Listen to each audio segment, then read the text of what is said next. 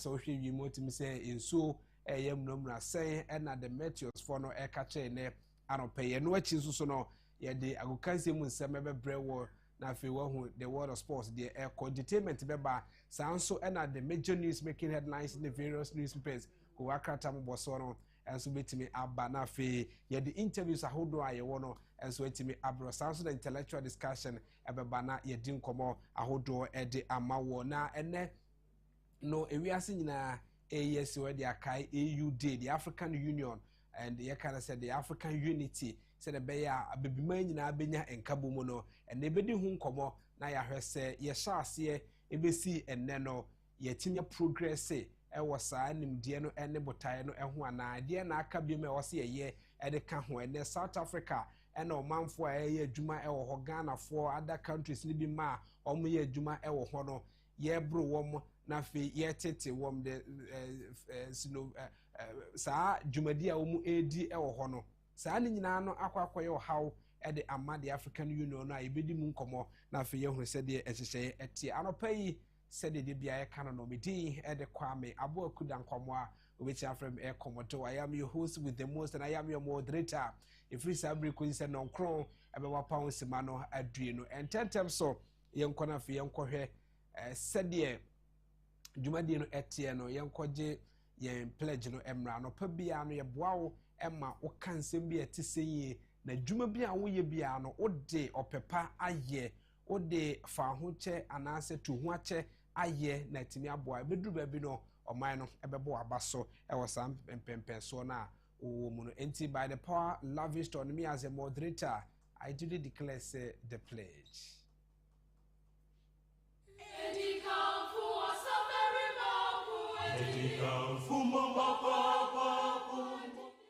The pledge. I promise on my honor to be faithful and loyal to Ghana, my motherland. I pledge myself to the service of Ghana with all my strength and with all my heart. I promise to hold in high esteem our heritage won for us through the blood and toil of our fathers, and I pledge myself in all things to uphold and defend the good name of Ghana. So help me God.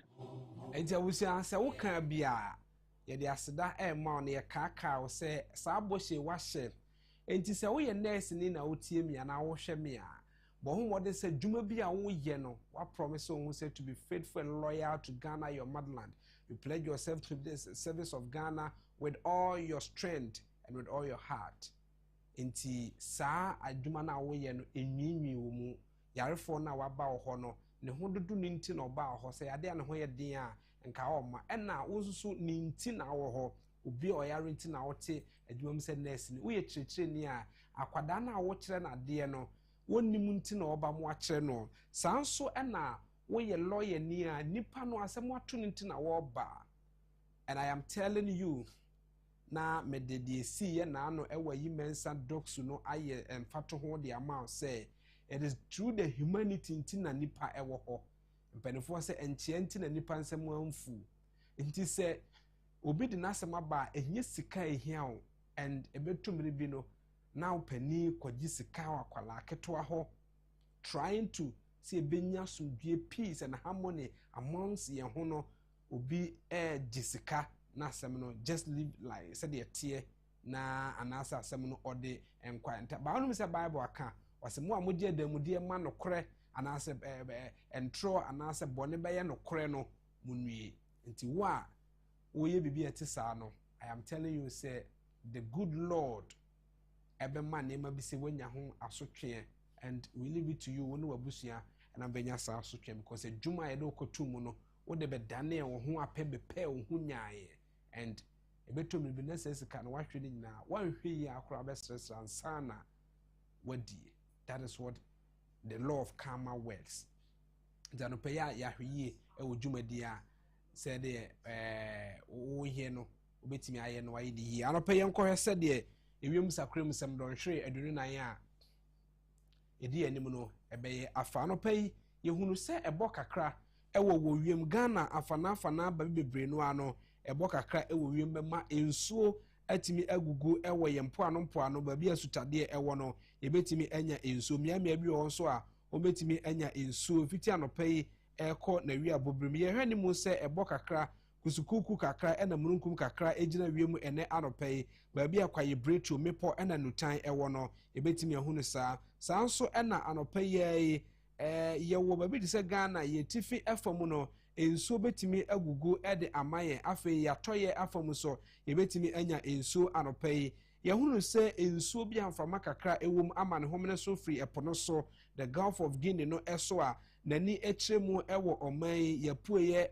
efamu anase yempo ano apuye efamu no eno nam so bema ensuo kakra agrada wo betimi agugu ede amaye ya na wakai ahye no so bia ya wogina ede bekire ensuo num eduru nkanka Ghana ya na afo efamu no ebetimi enya saa ensuo yi anopai a ye hwe nim ko na wi abobrim no ensuo no betimi agugu saa nso na wi akakra enso betimi ayi niti ede amaye ensuo a emu oduru amframa kakra so ama ne home so a edim frama no ede kakra ebebantia na wakai ahye no so wo afi na abepie no ya kai na hye no so anopai aflawo enkran kaswa Cape Coast akrade azim ho kofodua ena achemodan ne potem ne nsuo ebetimi agugu ejina ha mobopan aduasa kosi na aduana eso 30 to 40% the chase nsuo ebetimi agugu miamia aka bi de se Kumase oboase takwasa hwebekwa ketekra chikintampo ene ne potem no techiman enso eka ho saa miamia no dodo no an betimi anya ebo nanso anopai sunyane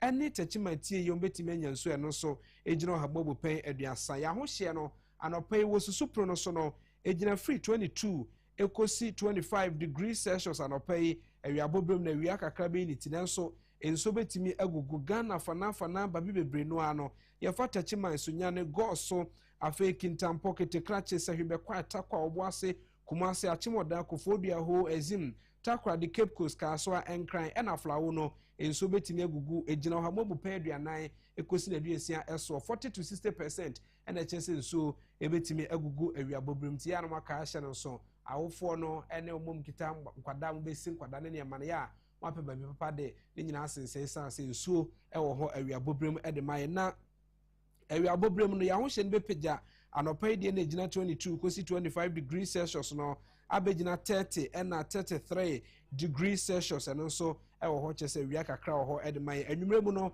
ebo kakra besanka wiem nanso wo ba bi de se azim ene ne potem a wotie ye nso betimi agugu sanso ena Kumase oboase takwasa hwebekwae ketekratre ne potem no nso no enso betimi agugu agina wo ha mobu pen aduasa ekosi na aduanan eso anwumre no esenso no timi gugu a ya ho hye no so bete abegina 26 ena akosro kra na 29 degrees Celsius na chese wiem adwo na yetimi ada yekọ yetibi fam yendi ene ne potem na ebo kakra ewo ho nanso wugina baabi de se tamale bole ena afenso damango ne potem wa eka ho enso betimi agugu anopai de amomwa ejina habobu pen aduasa oma ho hye no susupro no so no ejina free 24 ekosi 26 degrees Celsius awia bobrem na wia ebe ni ti ede amoma no na so be ma ho hye na pagya anopai susupro no abegina 32 ena 36 degrees Celsius anwumre mu no wa ebetimi anya nsuo sanso ena miamia bi a eka ho etise damango bole tamale ne potem so betimi anya nsuo a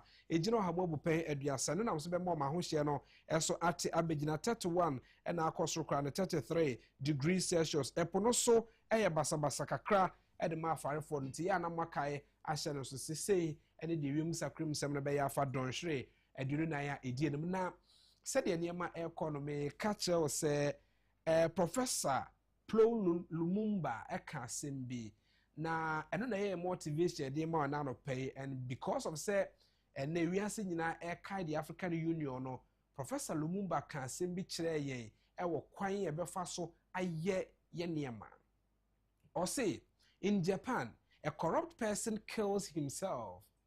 In China, they will kill him. And in Europe, they will jail him. In Africa, he will present himself for elections. Saade ekache wu na akire se uye nimba uye nipa otitimamu anaso yetimamu ni a oti ho a hwede foforo eye a ekonkan na watimi ayebi. So kwa man foforo so aso obi ye keta asese dream kankan ene proye ewo ne dwumadi a wodie mu a one for scammer mean say one for scammer mean say ye the sika o man sika kra ma asefa koye bibi ena sika no di bi di twa wanum di bibi koto ade ye ma ho ya wanya mfa ma o man no a in other countries no ye be jelo obi okro no ahu sa ne mana okune ho ansa kra na China kra ya se aku ne kaka ho but in Africa sa nipa na ye we num nyina na wanye sika no na afi o de abe pretumi e wo man ni mu sana Professor Lumumba ya kachre o se hwe se intellectually ananse se wo dwendwen ho akwa ka hunu se sa ne mawe eye de edo how ebebrewo eno oman no e ba bedi nkomo bi yati se yi e de ama in a minute osi ahene Kofi Amponsa aye crowd wo ho aye de the world of sports to our so mimi din e de kwame abo akudan kwamo a we chan from air komodo osi ahene e de the world of sports to our so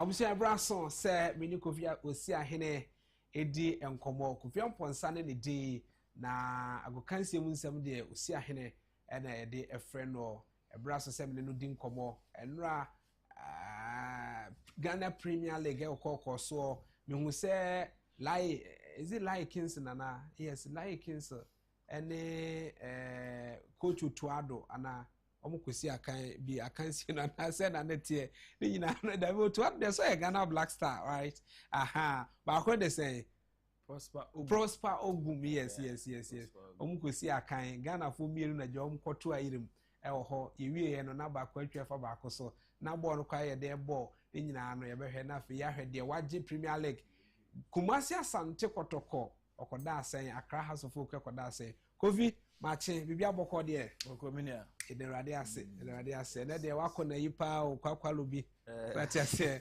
okwakwalobi dress no black ni na fa no the future bia to do the wa for black ni alaja tuntumatu that is ona oba me dai mo se bibia kama and it's also build efe pa say Angasa on your small boy. Oh, say gentleman Angasa be. Say what lawyer. Chance some that in the year. That's right. We are come. Emfa ho no be see the situation ni be atie no o present to homa e kama ya na mani mafa. That's right. Arape yenko said dem agokansi mu nsem ekọ no Premier League no ekọ na wie ye and I think say no wie also I witness minim say na ball no ma ball wie na afi na no mu yi highlight na mayen dia the under 17 I some kobo play off B na hwe no so menya da je hwe kakra alongside some other Premier Leagues na koko so what are the new trends be a wo bom we yan say and from free there they say last size racket to crack president okay o say Monday June 1st and Ghana be announce so your World Cup squad okay anti obi enya abotere right so we makabe let's say 2 weeks pepe ejuade be a week right and Ghana be announced so no say and so we are still within no squad yes we are still within the time frame na FIFA they are yes, June 1st okay and the time I was so be releasing the squad okay and see he decided say June 1st and Ghana be released there no cause England they aba Russia they aba almost Panama in just say ama dudu na do ma de aba okay na ye expect here Ghana there. Then now come about Lai Kingston. In fact, Lai Kingston was ex Kuchima U17 team. Okay. Before the African Games. Afterwards, no decided say on to Asubi. Right. It when you Kochi Uganda. Okay. Weekend did not ye war U17 tournament. You could do say Jana was a playoff. Okay. Into committee. Lai Kingston no Kochi Uganda team no. Right. But game ending in penalty shootouts. The one say omu win 8-7 on penalties. Right. That was what happened. I sometimes don't know what happened because at first half na Ghana winning by 2-0. Yes. Sana your first match and so almost the game say body you take up the lead. now you give it away. And as you're throwing the towel, and now they are backward, you say a high team throughout the competition. It is yeah, no, say young qualify. It means young qualify and qualify another qualify for the World Cup. Really? This was AFCON and now almost selected 10 teams out of the nations they take part to the World Cup from the continent. Really? You to me uncle. What happened is say you hear the group says you need Algeria for no. And you the same points, right. Same goals be to that of Ugandans also. No. Ugandans group. Yes, almost the same name. And I was said between Ghana and Algeria no. Yes, set on about to me again qualified. Almost also almost draw a lot. Draw no. What happened is say almost pick Algeria. Okay. The Algeria for Nyakuya. I was say here no, you come battle on the pitch within 90 minutes. The 90 minutes is almost game can a wee crowd. It was almost time added on. And I player no, Obi I would defend the bonus inside. Yes, it was a coconut taker. Ain't your team and your bad team, right? And your bad team at all. Just that. See, take lead now. Say me a bit me a bomb by. Sustain me a bomb by nana problem, but all the same. You know, can football, but now you focus on here. Why do we making to the less now? Carlos Adeba. Okay. When you say Wiki Mo, you another game against Wolves. Or Cardiff. Last one. Yes. Tom War Cardiff see I don't know what I can say. Your ball game against Mexico, right? And also lose 2-0. But that game the most of the players were players are prepare more for Olympic Games qualify because in 2028 Olympic Games were Los Angeles. Okay. Now these are players able to me build upon it for that year competition as well. Yes. Very well. Very well. And here squad now me as na me to feedback be Benjamin Asare number 1 keeper no against Mexico no or ya there. Or consider 2 goals. Okay. Or consider 2 goals. Do say first goal no na a year I don't know say could be to me a prevent right. But the second goal no to me on way. Okay. And me way they way no a year because you see this is a war signal here. Into I was here to me test it what goalkeeping department right. And especially because you know the can say I saw a locally based goalkeeper and when you that international is where you no be into side games no eboama at least to me build upon results are here no it me is good say Benjamin Asare Silano or number 1 and I hope say with the game against Austria, against Germany, and the games that we'll be to pick some lessons for the tournament also. Right. Into the Aka Omubi, I am for Ghana Premier League, the Aka Susun to us and for Emma for. All right, so watch a brass to the sort of sport and pay HO net 2 TV, the dialogue. Sebastian A to Z, Ghana and Como Africa and Como. We are seeing Como na you don't want to pay. If I see the fee basketball, so they want to say. 5 for no paying for bedu Ghana ha amo training your referees amo officiating basketball. Okay, so over the weekend at the base of Ghana Stadium Nakoba say 15 Ghanaian referees amo officiating a year basketball no in paying for from Uganda ebaye ebomo church ma to say na enough from crowd, but it's so good because yani pesi referees so to me do that standard level boa na ya go no to akon screen na no those referees of nya queen to be part of this initiative course over the weekend our vessel of Ghana Stadium. Enti president ma Ghana Basketball Federation Alex Kukala dwumadi no oni edi hu komo hia na enwu hia se was sanhye ba so no yenti Kukala kakra na emeto so of our game, refereeing our game. We are starting with you. If you are serious, we move on and on and on. I mean, if you look in Ghana now, we only have 1 FIBA referee, just 1, and even we got him just recently, just 1. You understand? So this is something that we in this call. We hope that subsequently, maybe before we get out of here, I mean, our term ends in 4 years. We should have somebody 2 or 3 people from here progressing in whatever you are starting to do. So please, that's all I have to say, but please be serious about this thing. As I said, no lateness. Somebody has already sent me a message. He's coming from Cape Coast. He got stuck in traffic. He's still coming. You understand? But I mean, for me, I don't take such excuses. You know, that's why I said those who are from outside, you could come in the previous night and we'll find a place for you or something. But he's still coming. So we hope he gets here safely to join you. So please take this serious.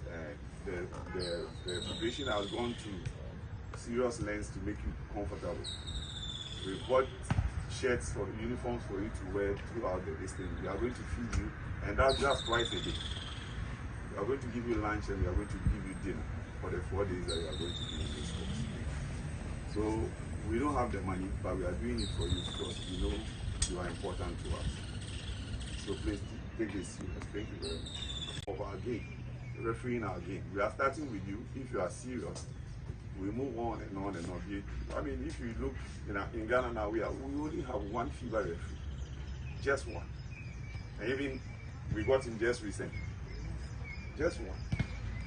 You understand? So this is something that we in this call, we hope that. Well, Alex Kukala, president ma Ghana Basketball Federation at Tineka.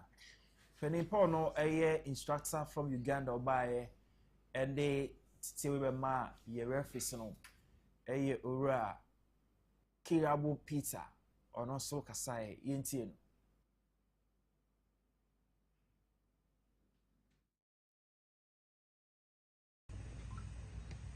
To our young trained referees, you are not trainees forever. You are the future of African basketball. The whistle you hold carries the trust of players, coaches, fans, and the game itself. They're looking up to you. What is your responsibility therefore? Master the rules very well. Live the spirit of the game. Know the official basketball rules. Number 2, embrace feedback and discipline. Very, very important. How those words from the president's mouth. Number 3, protect the integrity of the game. Be impartial, be calm under pressure, and be consistent. Reputation is built once for each call. You don't build a reputation in a day. It takes a step at a time. So every whistle you're going to blow on the court is building the reputation. Starting today. Number 4, carry professional attitude at all time, on and off court. Your conduct, punctuality, fitness, communication reflect all African referees. You represent FIBA Africa, and that is why I'm here as a designate from where? FIBA Africa.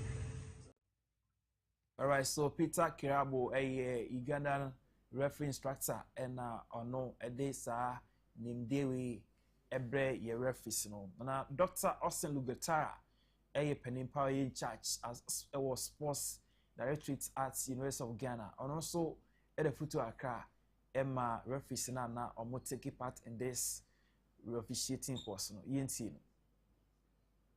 let's remember that in every game that is popularized or loved by people, it starts from the referee.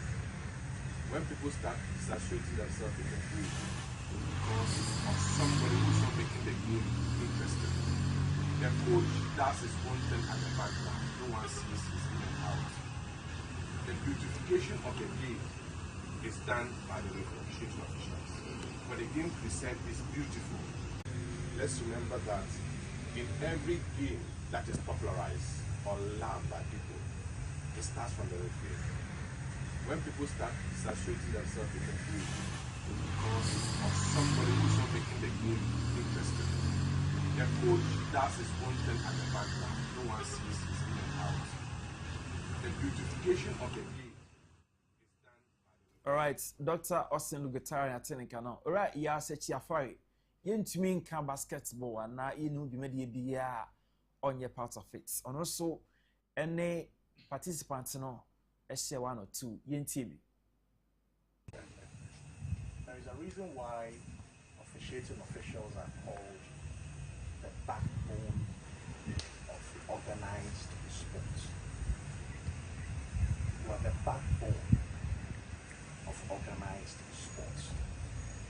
no competition here. When we talk about the ecosystem of sports, see, there will be a facility where we'll all congregate. There will be players, there will be fans, sponsors. Everybody gathers to watch a game.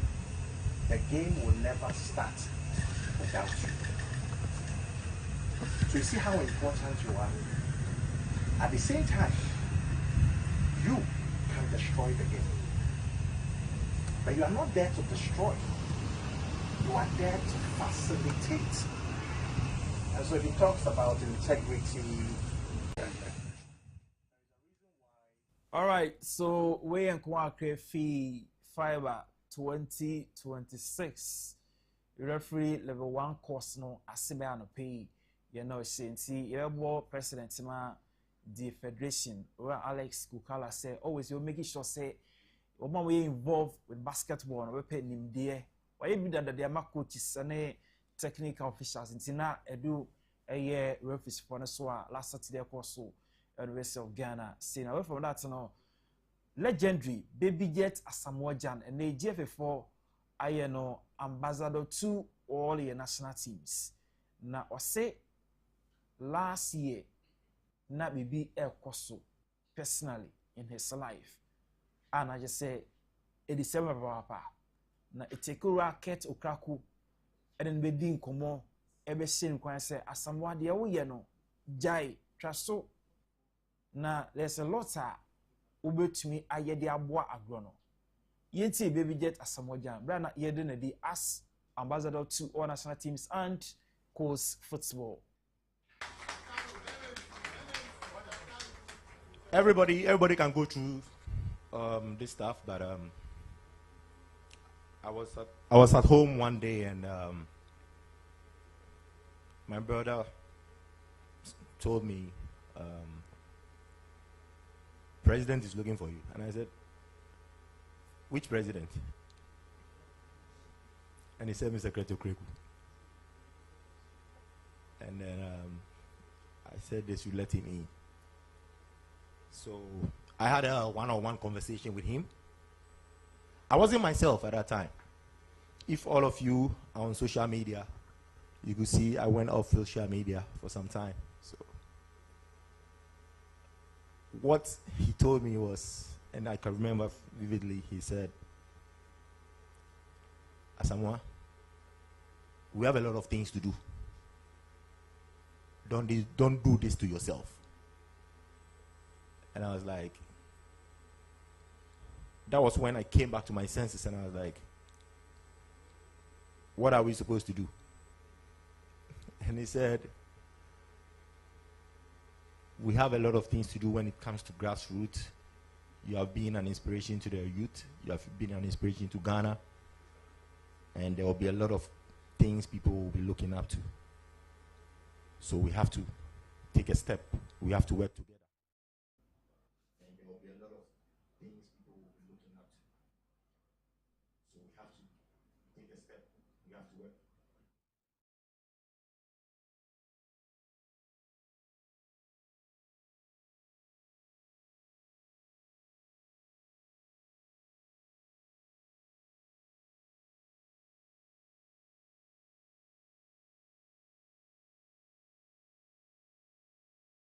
Asamoah Gyan for you. I just say,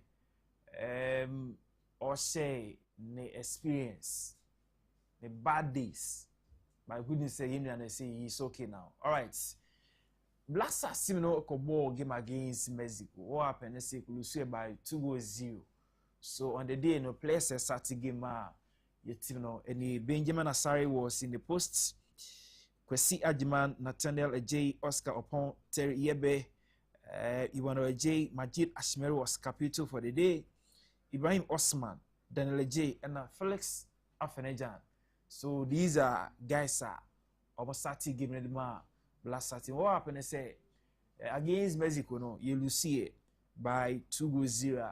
Nina a part of the team no year for the upcoming year World Cup and also the preparation towards Olympic Games qualifier. Say, your man no able to me. See a more Kencity Media way and the course on a pen no now. Yes, switch it to Accra Sports Stadium. Okay, so you can see say Ghana versus Liberia, where you use 17 man no Black Maidens. Ebo World Cup qualifier game. Only videos in all right, so one more no now interesting. Both teams now was in the high spirits before the game. Okay, Black Maidens share green and yellow now. Liberians Foreigners was also in the blue and white during the warm-up session. No? And see, two teams now are walking onto the pitch for the game itself. You made this nearly dressed with yellow outfits, and that Liberia Foreigner was in blue throughout the game. In the game, they go see and say Ghana win by 6-0. I just say, yeah, man, or more than papa. It's no share goes in the year, man, a share against Liberia. In your penalty crash, then also it will share go during the game. And see, I'm go see me the Comadama. And see, 6 goals no nearby. You nearby maybe Seboa she go on the day, Daniela Abbas, finest, Caputo also scored. And see, your boy, your man Abaso, say yes, how much I say. At that level, no, they are ready for the battle. And to wait FIFA U17 World Cup qualifier, and the Indian man, no, if we need first leg, by 6-0. Last Saturday, Accra Sports. Once again, we were there. All right, Black Queens, and so ball a 3-nation tournament. That was Ghana, Tanzania, and also Malawi between June 1st and June 9th. Tanzania, and Siwe and Komefi. Ghana Football Association pay a share. Yanka Ghana Premier League final day results and a wrap up 2026 season with all the games. All right, so Hasselfolk enya 4-2 win over Team Mediema. And I could say Recum Chelsea 3-1 win over Bichim United. Kotoko at home elusu 2-1 against Pseudo Blacks. Young Apostles enya 2-0 win over Samates. Vision Shedena Stars by 3-0. Kalela elusu 1 against Nations FC. Go Stars Eshe 11 Wonders by 8-3. Basically Stars elusu 4-2 against Dreams FC. It's a final day league table. Mediema win the title with 62 points. Go Stars places second 57 points. Miensa Hasselfolk 34 points. GPL table. Dreams place fourth. Enya 52 points. And I say the chain place 14th. Team circle relegation here. 11 Wonders, Hoho United, and Nations FC. Into that 3 teams, and they say goodbye to Ghana Premier League next season. Yenya Mohamed Kudus and na final day Tottenham Hotspur ebo game na yenya was in attendance. Do say Ogusu NSC injury. Into I just hoping say yenya bit to recover fully. Now back to the Green Turf. Abeboa ye national team but Enra was there to witness our final game because now they needed the win to survive in the EPL. Good news, they won. So Abeboa EPL next season. Antoine Semenyo once again was in the news. But she go on the last game. We lose 2-1 against Aston Villa there. But Antoine once again was in the news. As she go in that final day at the Etihad Stadium. Arsenal trophy omo win title Inti enrane was say ye tro Arsenal dino a cup trophy because it take them 20 years. Inti oma bring Arsenal oma ba ni no finally Momudino abe part of a year the league title ewo EPL imu enra. Inti yere trophy nema players pitch na it was just super news for Team Arsenal over the weekend. All right. EPL bana wie plus minya award or Arsenal goalkeeper a friend of David Raya. Okipu 19 clean sheets It's a yes late title na Arsenal yɛ desire omo ye ho adwuma pa. Bruno Fernandes of United captain no also a player of the season. Then Erling Haaland at the 27 goals win the Golden Boot Award. Arsenal record almost 30 and say on board the entire season no more unconsidered a penalty. On board the entire season no unconsidered record. So more discipline no top notch. Into this in the Arsenal or my Yama Papa the EPL ubia ebo abaswa and pay ye di a home come. Enti enra our British High Commissioner to Ghana the wrestlers ohusu Arsenal fans ni nyina nra ewo nkra ha. Enti DCOP Lydia Donko Ghana CID boss, she was there and almost obian we saw Arsenal ni bia was in attendance and it was just so lovely. Mia somebody in an Adwa Kofi or a colleague sport journalist, she was also there at that moment. I just say it was nice. Since I paid my more all Arsenal fancy na baso. Dr. Alex Ampabin, ex-deputy finance minister,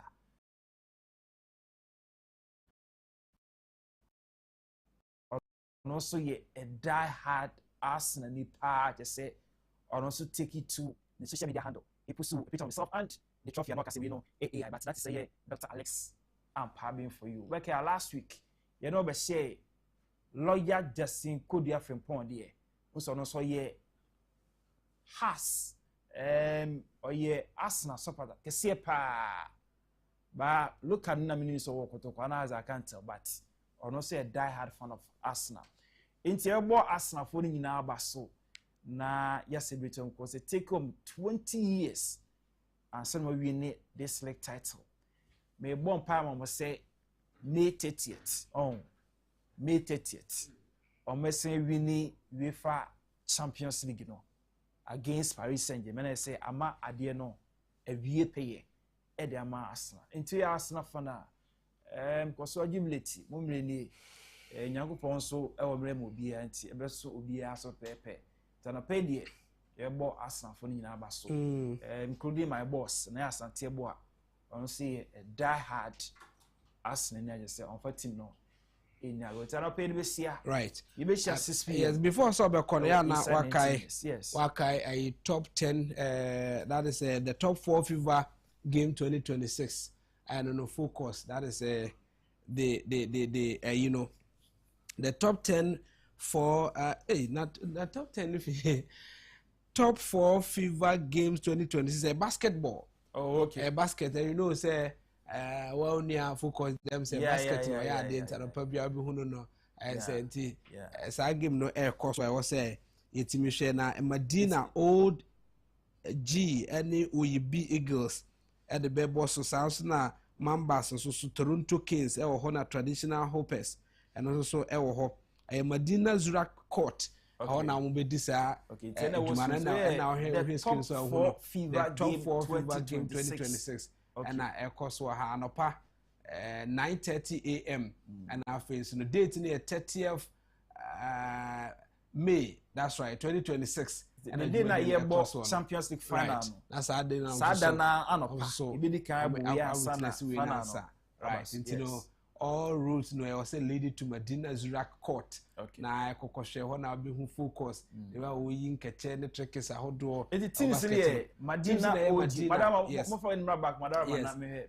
Teams here Medina OG and Oyibi Eagles. Mambas for ka ho so na Toronto Vikings e ka ho and traditional hoopers. Omuna no e won biam say enye Fred Agro e wo Medina Zurak court hono be this adwumanti ya na wabana be say ye kwa animu no se na gate tie let me say one actually you say come let's wine as we celebrate the Salah together. So I say we dey free and free that's the right. wine part na me dey the wine na we no salad dey say mo fa wine nya hwe o ni nyina ka ho That's it. Okay, we are very fine. So that's it. It's the action of a yemfa NC. Josie, I mean, I say, I pay now, but as I say, also pass it through. We say, Mr. Isade, and they are cocoa. Yes, you didn't lawyer. Yes, I know. The brain behind the builder and chief. Right. That's it. And no, and come out do I. Mutaro pay. I was almost said this, a tear, but I near one but tell you, Danny Hoba, Nafi, Bama, Yedin come out who draw, El Honor, was on at the back. Now,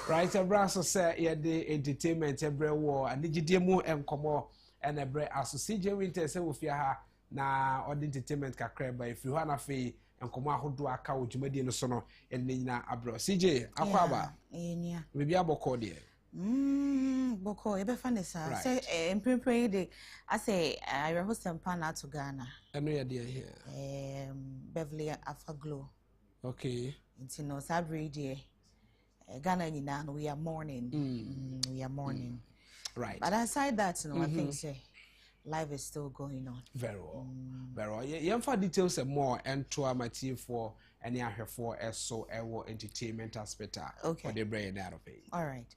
Medasipi ebusiano pay michie obibia na entertainment a bit so loni motu no ho makeba ha woni motu fair ko motu ni cheki ba hinsinga hiyo keke nusia no nyanto makwa be no CJ Winters enimidi na yenhwe ensemo anope me de babesom said ya na America no say Beverly Ghanaian actress say Beverly Afaglo Sabri ayeka say no onka atiasefo ho ebio na endra ena na eja it was all over say Beverly Afaglo na ne ho edodo ne kakra ne ho sheda enye no okay na omaye de ombe bia but ni nyina no ankwa ngosi ba bia nti endra na nkra no krampo no there were so many people movie actress ne actors na dia omutumi ekopie mu ewo ni fi hono mo a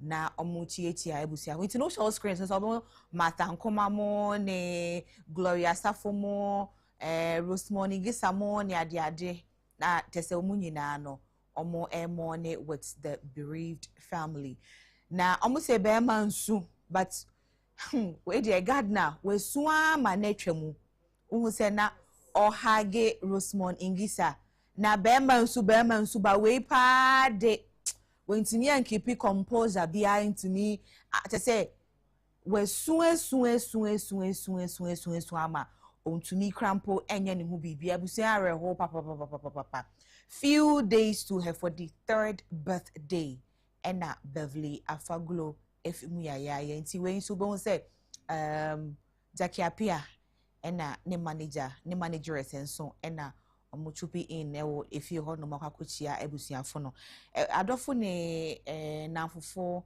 ena industry players ni pi na ekopie mu ho no endra ekuchia ebusuafo no nti no ebusia sese de Beverly Afaglo onka ye hu bio na ensem foforo mu no ne yonko brebo pa a bibinia one na ekoba bibia o chechire mu adeko potia etumi ama erei yenue yen sister yi ne nkwa agye afini nsem no. So let's have our first video. We had a video already, but let's go on the screens back and listen to her. Then a buy. Why are we cancer? But you are no bit much cancer. And more detecting the time being. Oh, time they ain't me about in time. I know everything humanly and physically possible, but the nyame peno. No go hospital. She did everything. She was eating well. She did everything humanly right. But some American, we be our name. Say, "Name no jina hey." Yeah, cause I need the best year China in your man. So the nyako pon dia mayen. Ya so mi sa. Ombadie. Ombami. Bami. For 2 girls. Wow. It is a mucha movie, but not still. Now she's going through it. Yeah, Prince Paradise. Prince Paradise. And during the movie, now. Still now. Yeah, near diagnosis. The unit is sharing what is a biaba. You know the bush but 1 week no bush. It is Saturday 2 o'clock. The baby memorial service. Community 9 here or Obinim Street in so much time a year, but as a walking distance from Nifia Judake. So we are not down for then I'll be to media kind. But we be a baby. Tama was a great person. So, as friends, we have been differences, argue, but she was very sweet, humble, kind, great. Yeah. I've lost a friend, I've lost a sister, so I don't even know how I'm going to cope unless God, because me knew it was just the 2 of us. Yeah. Then a buy. Why are we kakra? Na nyame ato nsa. Mpacho yare no bit much. Ebusia eyareho na meti ha meti ensu no na mede yakobeko ediama ebusiafo ena adofo ena Ghana nyina ye nyina no ye ma ye ho yakọ Nyankopon fa ne kra fancy ye pa emfa maye. Moving away from that, no, Sakwadie on social media motivated the youth, no. Now, so Sakwadie posti a picture of himself. Ni old picture be and a face or no, ni current picture, as you can see on your screens. Now they can paluta, ni nyom ye give up and see. Ena or they eto so let's have a listen to the song. The someone I want a new Sakwadie to me area motivation for the youth. Let's listen. Give up and see. Give up and see. I come to your back door. I come to your back door. Oh, they give up and see. Give up and see. Ouch! Give up and see. Give up and see. I come to your back door. I come to your back door. Oh, they give up and see. Oh, they give up and see.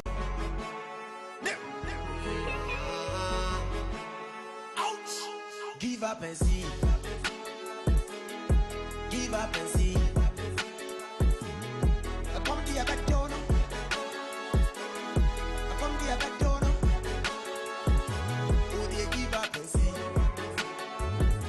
Oh, they give up and see. Fake idea, poto hey, what bread? But you dare give up and see. Or come dear bedo no. So Sakwadie is telling you that no matter wherever you are, this very picture, people were saying thank you. Also you picture away. It was not going to picture away instead of your you see, no. Do you see the I said, nay, I can't about way na and was or you see. And you know, you dear give up and say, do not give up. Wherever and however it is, no, do not give up. Koswana koso, nyamibe. And be smart with whatever thing you are doing as well. It's surely going to be well with you, okay? That's the motivation you are getting from Sakwadie. Do not give up. Do not give up. Do not give up. Right, now, Kwame Eugene, it's a Osuya BB from Dancehall King, Shatawale. What exactly Osuya feeling and how impactful started on his career? Let's listen. In the community, let me introduce myself to them. So we be very bonny and your boy now also accent the music. That means and you man for you to establish your brand, you need to be intentional about certain things. Very, very intentional. And I learned that thing from Chatawale. Honestly speaking. Man, a real boy. From I don't know, I can't specifically say the exact years. But me answer na me be blow. No we blow that from Dancehall King. Nandi you will be your best here. Wale Shata Wale Obesati you know Ovia Vest the best bestatia Wale Shata Wale Vest ni India no side Wale Shata we are now they are quite out and you baby no ube boni di kwa so I figured say and yet like keke say they know his name like that because you blow big now half ni chorus. Wow. It you study at Metaibo Midi on you mupa. Wow. Big us one. Yeah. Nisian fish at Awalio. Now, in the community, let me introduce myself to them.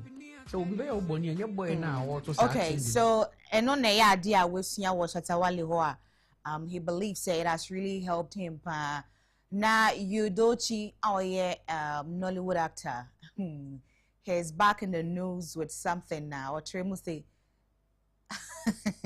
I don't know if this one is an advice or it's a motivation. I think it's from his side, no, it's an advice. So today is Monday. So Monday mornings like this, advices are good for you. But I know that but in Merimano, Mamuti echire ho no. Munti emfa me. Center. They know they mumu for woman. No, you must set boundaries. By mumu, how do you mean? Mumu na anything where she do, you take her. Anything where you do, you take her. I love you. No, you must set boundaries. But she do anything. Okay, let me shock you. Center. They know they mumu for woman. No, you must set boundaries. By mumu, how do you mean? Mumu na anything where she do, you take her. Anything where you do, you take her. I love you. No, you must set boundaries. But she do anything. Okay, let me. Oh my me goodness! So now, what do you want us to do? Say, I know what do you want us to do? You know, to what? Open the thing, and me and thing.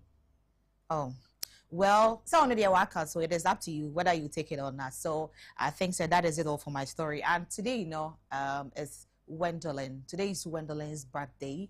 My sweet mommy. Today is her birthday. My beautiful mommy, my intelligent, smart woman. Today is her birthday, and I'm wishing you a happy, blessed birthday. Your beautiful self and your beautiful soul. No, whatever thing you've been looking up to, no, should make it come to pass. He should cue your blessings in favor of you and do whatever thing. I love you so much, and we all here at Kencity Media, we love you, bigger one as well. I think that is it all for now. Now, hey, this one, let me give some bigger shout out to, you know, Medina OGs among the top 4 FIBA game 2026 on the 30th of May. Yeah, 30th of May. Yeah, no. Medina Zura Court. So a big ups to you guys, and I hope everybody is preparing towards that. Because do not take yourself from this one. This basketball, you've been, you know, experiencing a lot of this, but this very one is going to be different. There are a lot of games and the teams, no, oh my goodness. So please do well to be at Medina Zura Court on the 30th of May 2026. And have the fun, socialize, get connections, and all the beautiful moments and memories that you bet to me are creating out of there. CJ Winters, I will be there, and I hope to see you there as well. Right, so CJ Winters sending me Diano. Let me leave it all here for Commodore and our face on more Maka to continue with the dialogue for us on Neto Television. Right, I was here faster than for what CJ Winters now. You said in my content so you can breakfast calendar no so na you said calendar no etie and ne anope and there Jordan May bosom in the tosso aduano enum ewo fiempino ene aduano ensia emu ene ka ho a I just say twa na makomako 25 days ewo the month of May emu aka 6 days na ye the month of May no and so etimi akọ na wieye na eko kan na ye twa wa afimu na che say afimu no ye twa 145 days ewo afi 2026 aka 220 days and sana ye afi 2026 no etimi akọ na wieye don tre a ye twa no say netimi kọ na wieye a na che say ye twa 3480 hours ewo afimu na akwaka 5280 hours and sana ye de 2026 so etimi akona wie bosom ye wumi ye bosom ye toso num ewa afi no aka bosom enso ansana ye de afi no enso etimi akona wie na wotwe aye ahyen mu ene na wotwe toso enan ewo May bosom num no na of course it is the last week of the month of May na ne no eye da edikan ewo na wotwe toso enan no emu na kanafo ano enan 4 days more and oho at the 4th week of the month of May. It is a ne would you out there? Ye fa kwanya we so na ya wish you a happy glorious birthday. Na Nyankopon no wonka ho na afade bi a wosre bi na Nyankopon enye emfa emma. Ene no ye sha se e de free honorable Andrew Agyapong Mesa. Honorable Kofi Andrew Agyapong Mesa eye former MP e was secondly about 20 years 25th May 1973. And when you're 53 years, it's honorable. I'll pay a happy birthday and for Emma.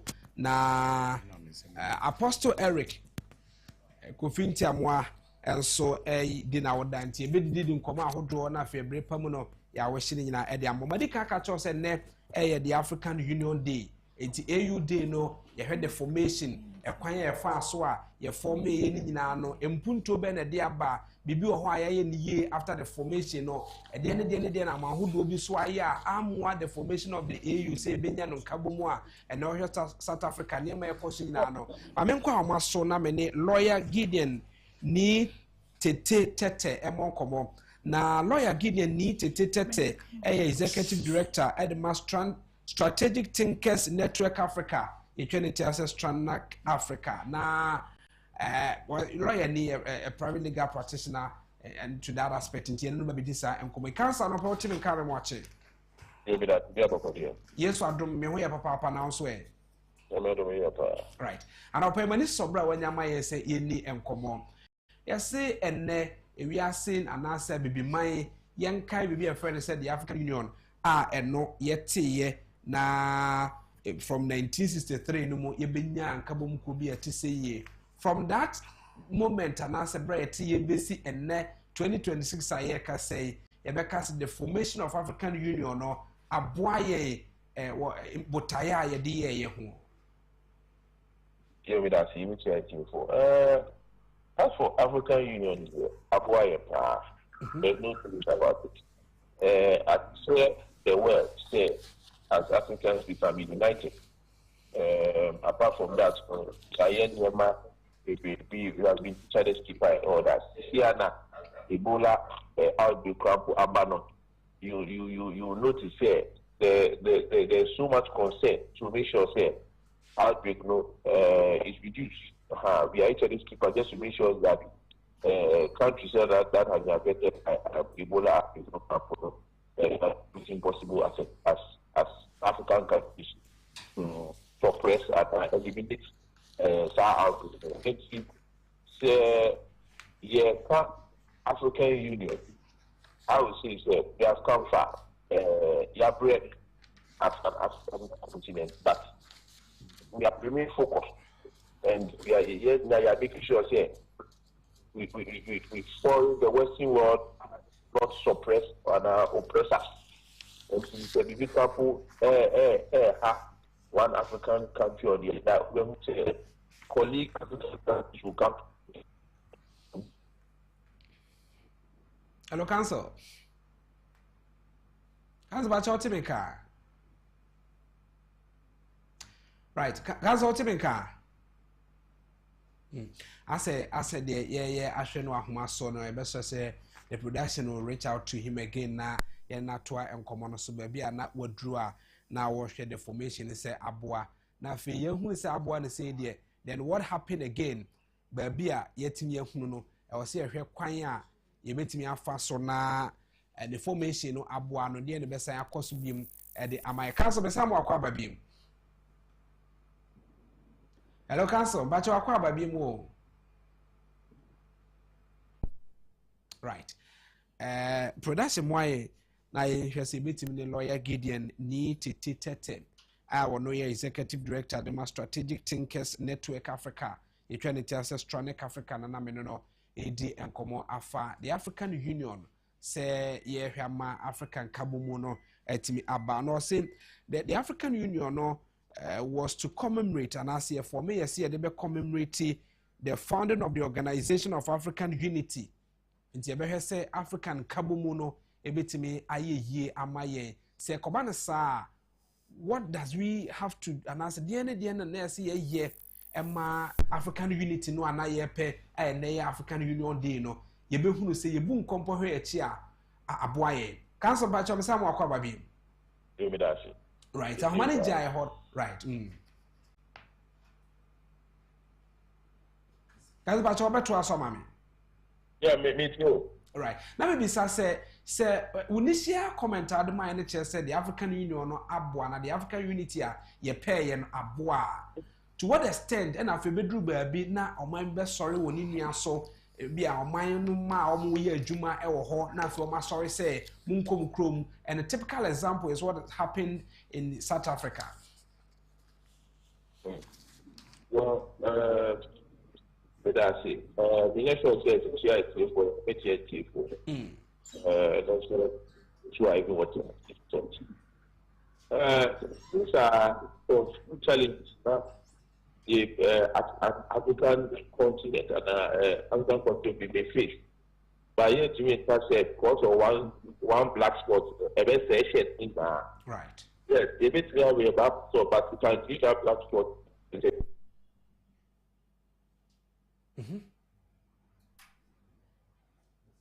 Right. You say sabitimi akano to that effect. Say share no ahoma no so. But production boy na yensaka Reverend Dr. Ebenezer Tay Amano ono ye lecturer, senior lecturer ewo political science department ewo University of Education no Winneba. We national vice president and my UTAG. Me no bedi nkomo bi etisi so etimi atoa so. Wasa ebe se nsabeka Dr. Benjamin Kisisesu we risk communication officer ya mache yeah boko de nyame adom na so yeso adom so he pa de nyame ase na wotwetwe mu no na ye ka se ne no nanka o se yenya bia in studio nanka ni Dr. Benjamin Kisisesu be kaya last week na ye di nkomo no zabetu anim se offer the veterinary services for nkomo bi o boy ya emwa na na monte se kaka on e o se di nkomo but by so doing no akwanya bebre o be fast ne di nkomo no highlight ensem no bi amainti e be se sabeka Dr. Benjamin Kisisesu ye risk communication officer at my veterinary service directorate na ye no di nkomo nkomo bi etise dia for no bokrata no sha se na fe ye hwe nkomo bi a ewo mu a eba ya I was say atena se hene eyejoa daimraso say the bokata hodo e be dwama so do de dim no be de betu dwa e de ma no pe me hyase e de the Ghanaian Times ahyase e de ma katafa etoso du mienu e dan komobo no me hyase e de afri na Ghana for se be kai a afi etwemu ye bebo mamane se maripoma wodo e na eye ofanko ene insawom kwantempo no wono ene contractor wo so awoye na afi etwemu ena Ghana mampani Ewa John Dramani Mahama ekọ ho se wokwakọhwe se ne adwuma no ekọ enti bra mampani ko piebu wo ho no ena Maripoma Enterprise Limited contractor pani no ede to Ghana mampani Ewa John Dramani Mahama enemu se enche bia adwuma no wode beba ewieye se Ghana for mo bekaye a waka se nyame ya aduma June July die na ye wie kwan no e de ama ya ye nam sa kwan ne so na no penkrata ne boy amane katafa to so dumienu contractor kro na e na wasan de aba betu dwa se kwan na waka se enka June obetini ewie no enya de obetini ewie because kwan na adwuma wo ho e na nso to nso a eyifa kwan ne so enti ama adwuma no aba abeye den e de ama no enti wosre mampani se enka ekwan a waka se ebia June die na kekwan dia ye wie no womo ema no mre kakra ensan ka ho se na be obetimi ewie kwan no e de ama Ghana fo na ne kwatwetwe nkomo we nyina ba ye adaba fo mo nam kwan ne so e na mo bo Ghana mampani Ewa John Dramani subo se ekwan we ye kwan ye kwantimpon ye kwan a nipadodo na afa so e de ko me ahodro o man ahodro so countries ahodro na afa so regions ahodro so eti se koba se kwan ne jato ho saa e be ha adwen e ma akobedi hu senkaye no enkoyie fitu kwan se the driver for us no kan ewo mu ekwan no it is not basically say driver for kwan na fa so say yan so person ya for ye fa so so the ultimate idea wo mu say contractor no by say no baby or see China June July China June July and me no can say about say 50% of the kwan no kra me sure so we yeah fa kwan so de ye hunu say the kwan etie bia ensu etuto kwan so a ofa so a hunu enti you ask yourself say ye didn't sign contract and na say contract ye the man no aban ne sign or sign the man to how many years say of a new kwan okay no ye baako the trust me you say after say ye di sign ma wo no say wo time no aso a e wasn't ka ye gi kwan ni fru nsem a emra ne ka sen e wo ho say na obi akọ contract time frame e di ma ni pan aso atwam ye wie ye no sa be ma ya no ho ba say by June July de no e de wa wie kwan no okay e emra ne ye ka o ma na nya obi dia de emra na hyehyɛ to wo say sa na ye nye no na ye say ye e fa so e di say no asa contract na so a players almost sign contract bi a me de me nkwa ma no ne kwa en fa kra house of okura almost sign contract na so 2 years a eso a Say do I sign the trans. 2 years contract. Kratano ewa ha say July 2022. It's 2024 July no na ko wi. You say 2026. 2 years ne de man no. Wonwie you. Wasn't yes I was a Kratano the bar say that ben on sign.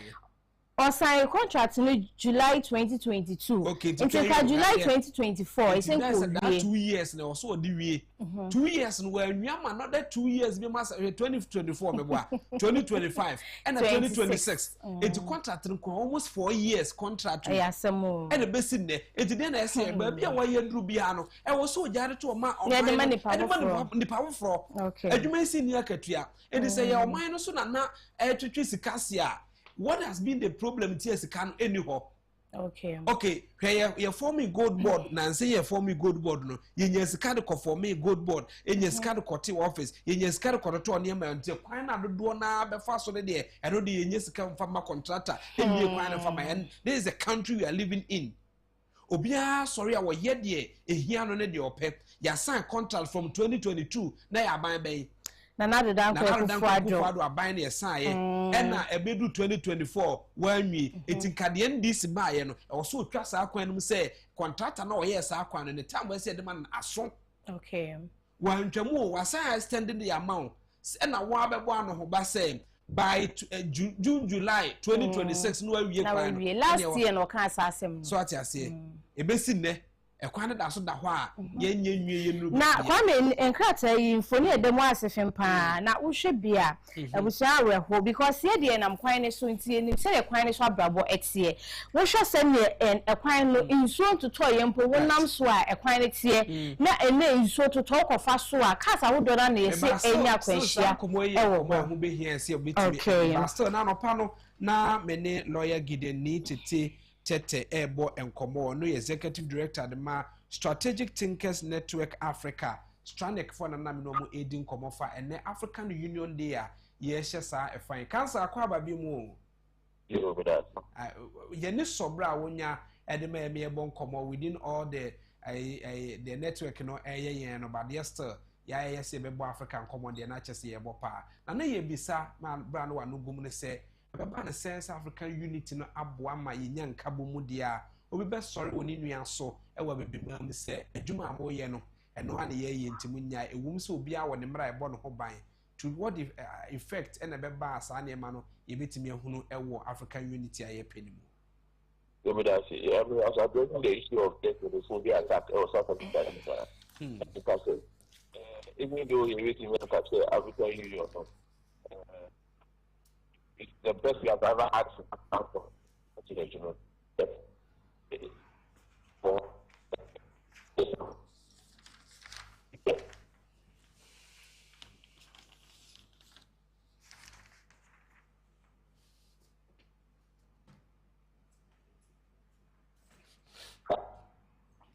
know, so a black white shirt, say white shirt to move you. You can use a detect and have black spot to be. It's no. Now, yet to me, because of these challenges, no.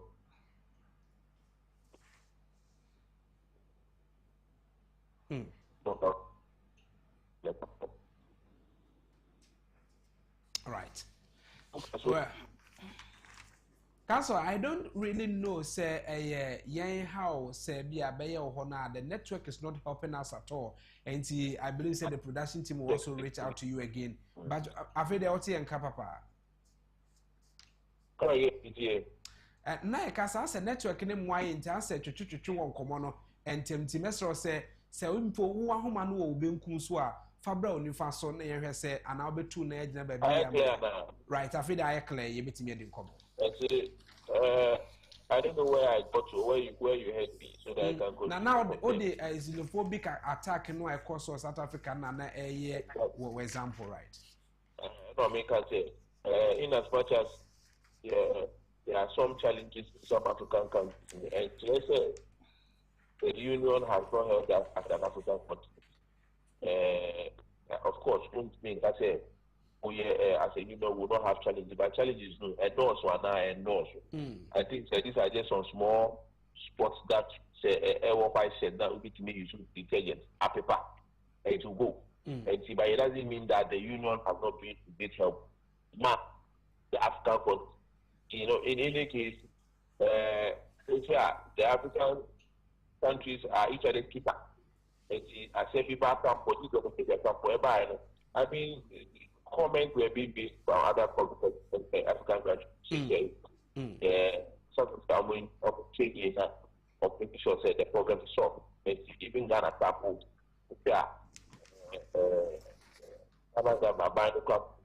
take key measures to make sure that the citizens they are protected. And let's celebrate now. For now, the good thing that we have chopped as an African Union, the most important number one is united as a continent is extremely important. Every day, number one. See, here celebrate the good things that we have shared or we have chopped.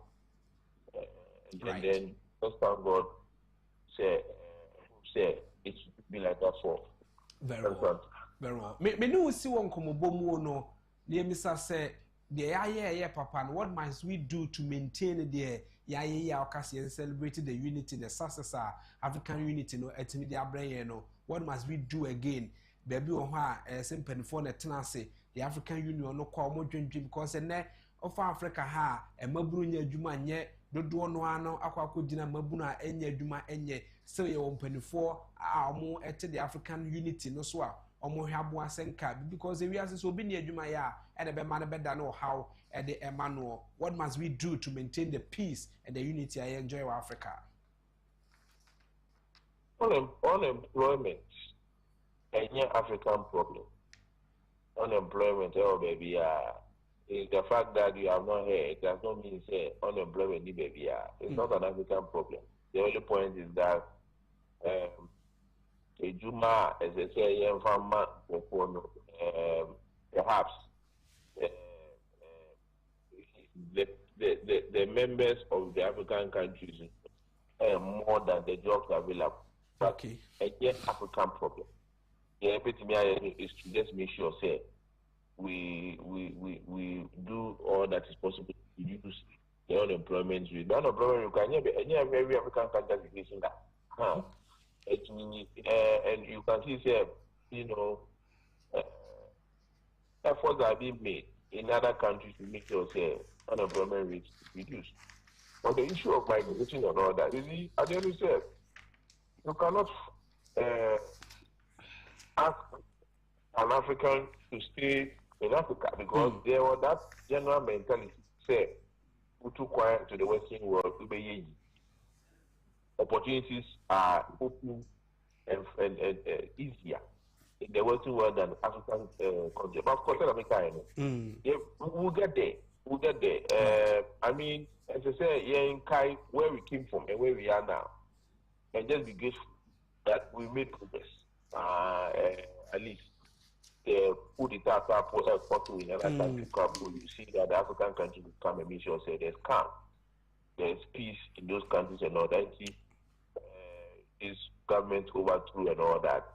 African countries they move back together to make sure say they don't go to there's no coup and all that. And for me, I think say to me, you should just this few period to identify all the problems and discuss them. Everything is rather to be thankful for where we came from and where we are now.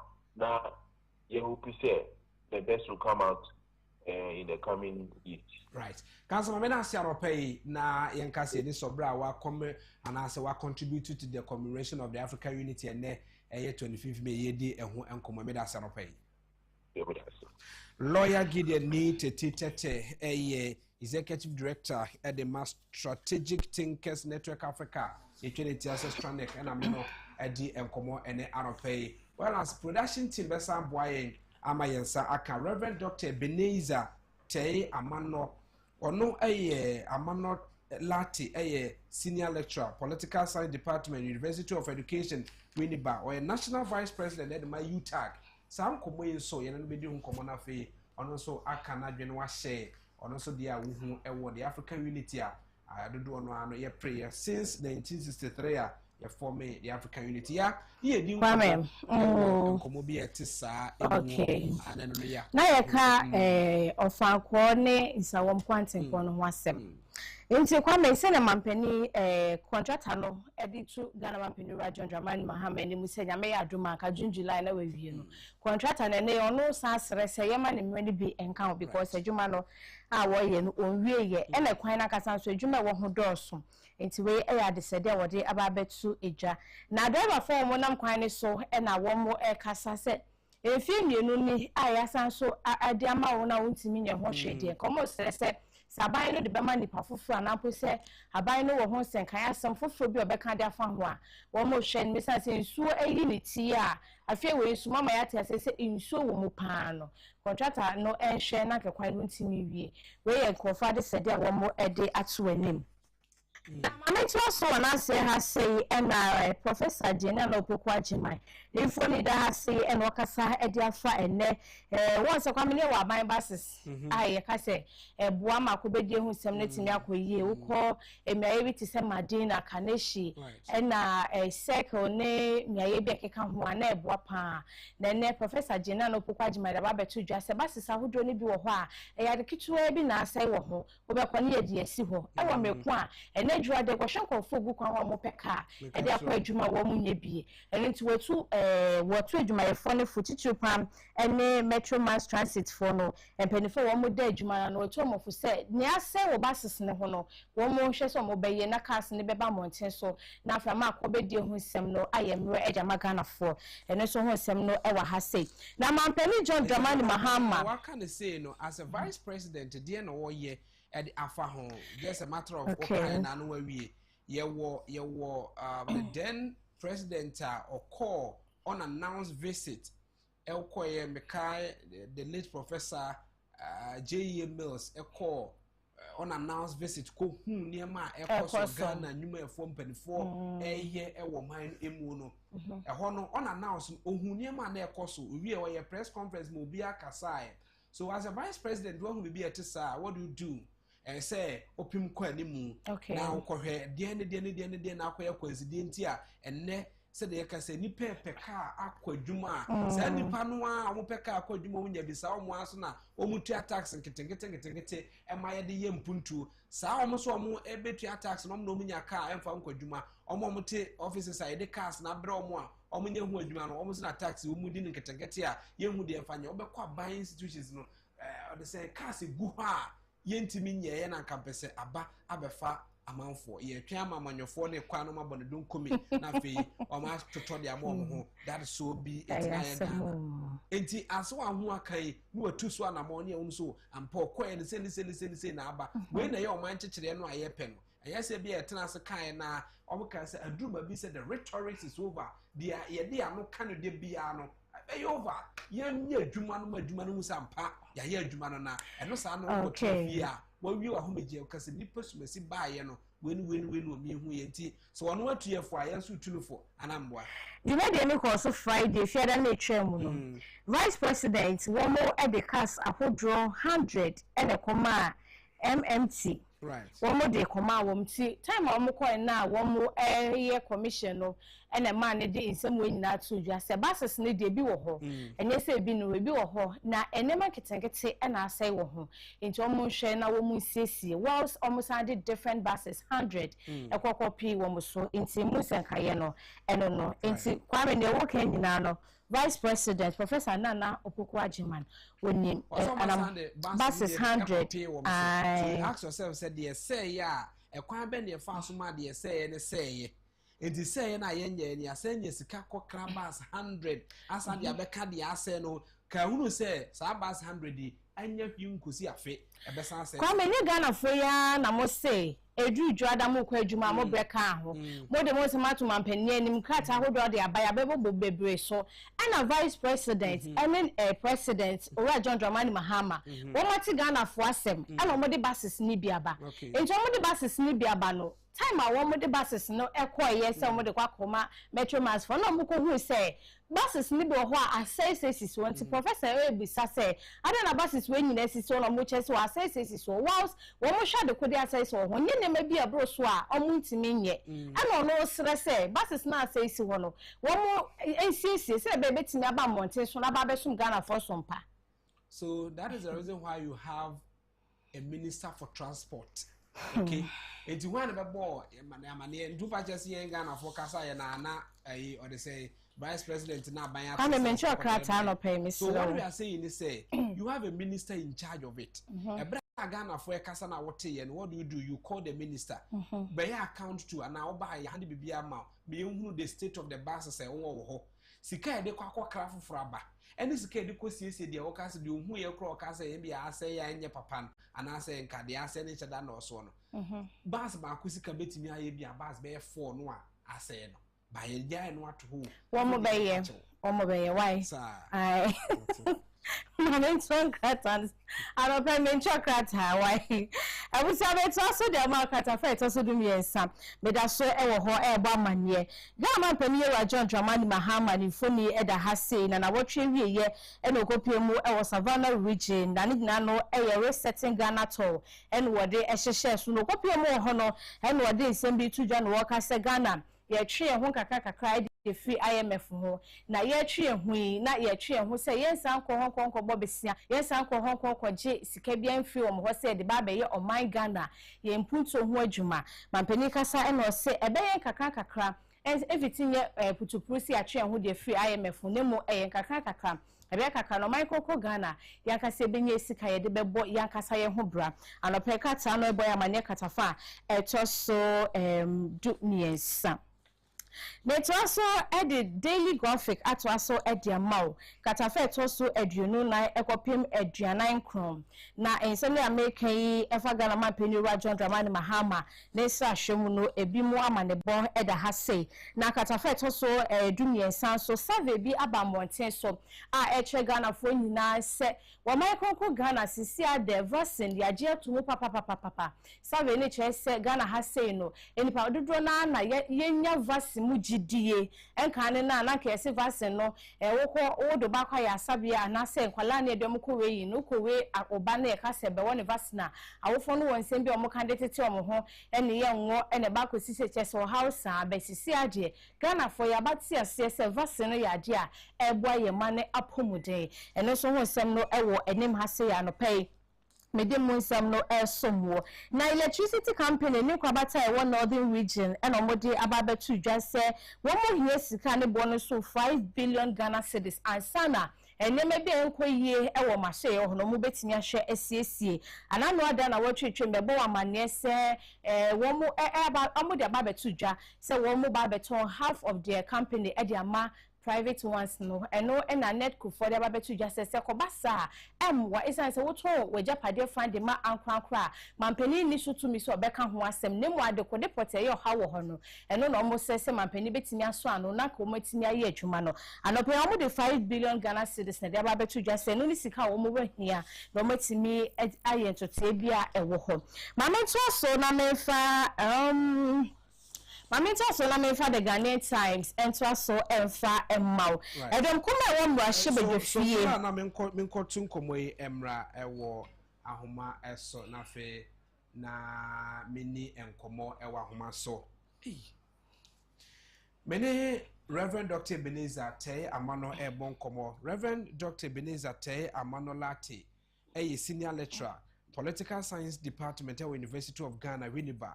Or a national vice president at the University Teachers Association of Ghana, Eternity say UTAC. Reverend Opay, Christ Asum Jinkao. And come see. Mebachon Pombo Cordia. And young Papa do me here. Yet the Radia Sanopay, any sobra when Yamaya say, Ye near Como, a war, Casafidi, a so, the two television saw. Now you retrospected the African unity and there 25th May, yes, ya home fancy the AUD na YD. If I say, ye boom compo hechi, na ye head the formation of the African Union now. But I did say, and no back say, ye drew home. You never create your chief.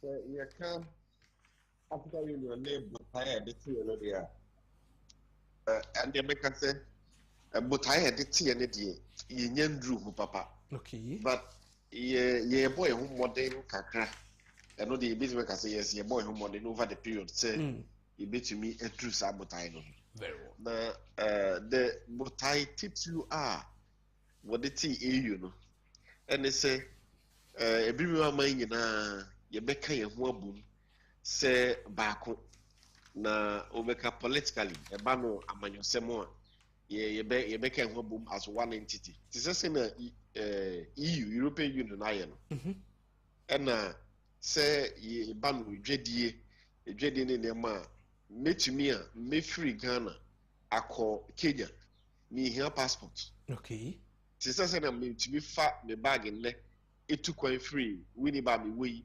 eko tamale am obian bisa passport sana eyu nso obuti mpo no say ye betimi edu bembe so bi a Ghana need to me fa ne nema eko Tanzania obi bisa no passport it only some of the objectives are EU ewo ye du hujuma say where you were if EU no your agenda 2063 na sa agenda 2063 no impanyifo say nka ebedru 2063 no na nka Africa yinyina yabom baako edwadie mu nsem entitie bia nim yesikasem ebeba bom bibia no yebe baako te sesing EU tie no so yes yenya nduru hodie nanso ya hyase ye na nkakra digidi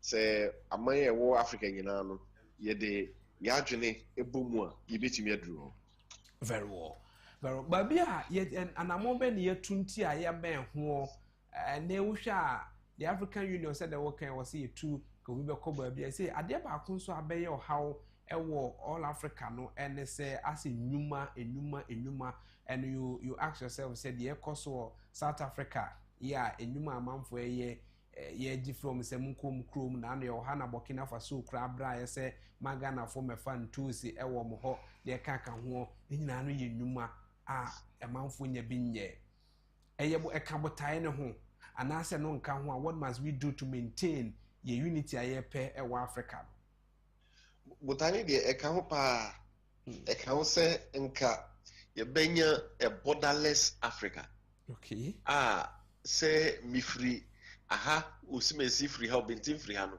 nka eno no enka ye komodi ho so we European Union no obi to me e free Poland eko France eko nye ejuma omu hunu say o European eno na form eno na UK no mo yi omo free with the Brexit na omo yes sometime ago na ebiprem nso no obi has a den na ye see here anamo kese ba ko yetu any after African Free Trade area agreement na ye wo no ne office se wo Ghana e say after no just say ya hyase din komo say enka ebibrim nyina yedwadi no say ba no tarifa say senior say obi de bibi say koko anase gold call USA untumi nka say what they call ABR the state of Philadelphia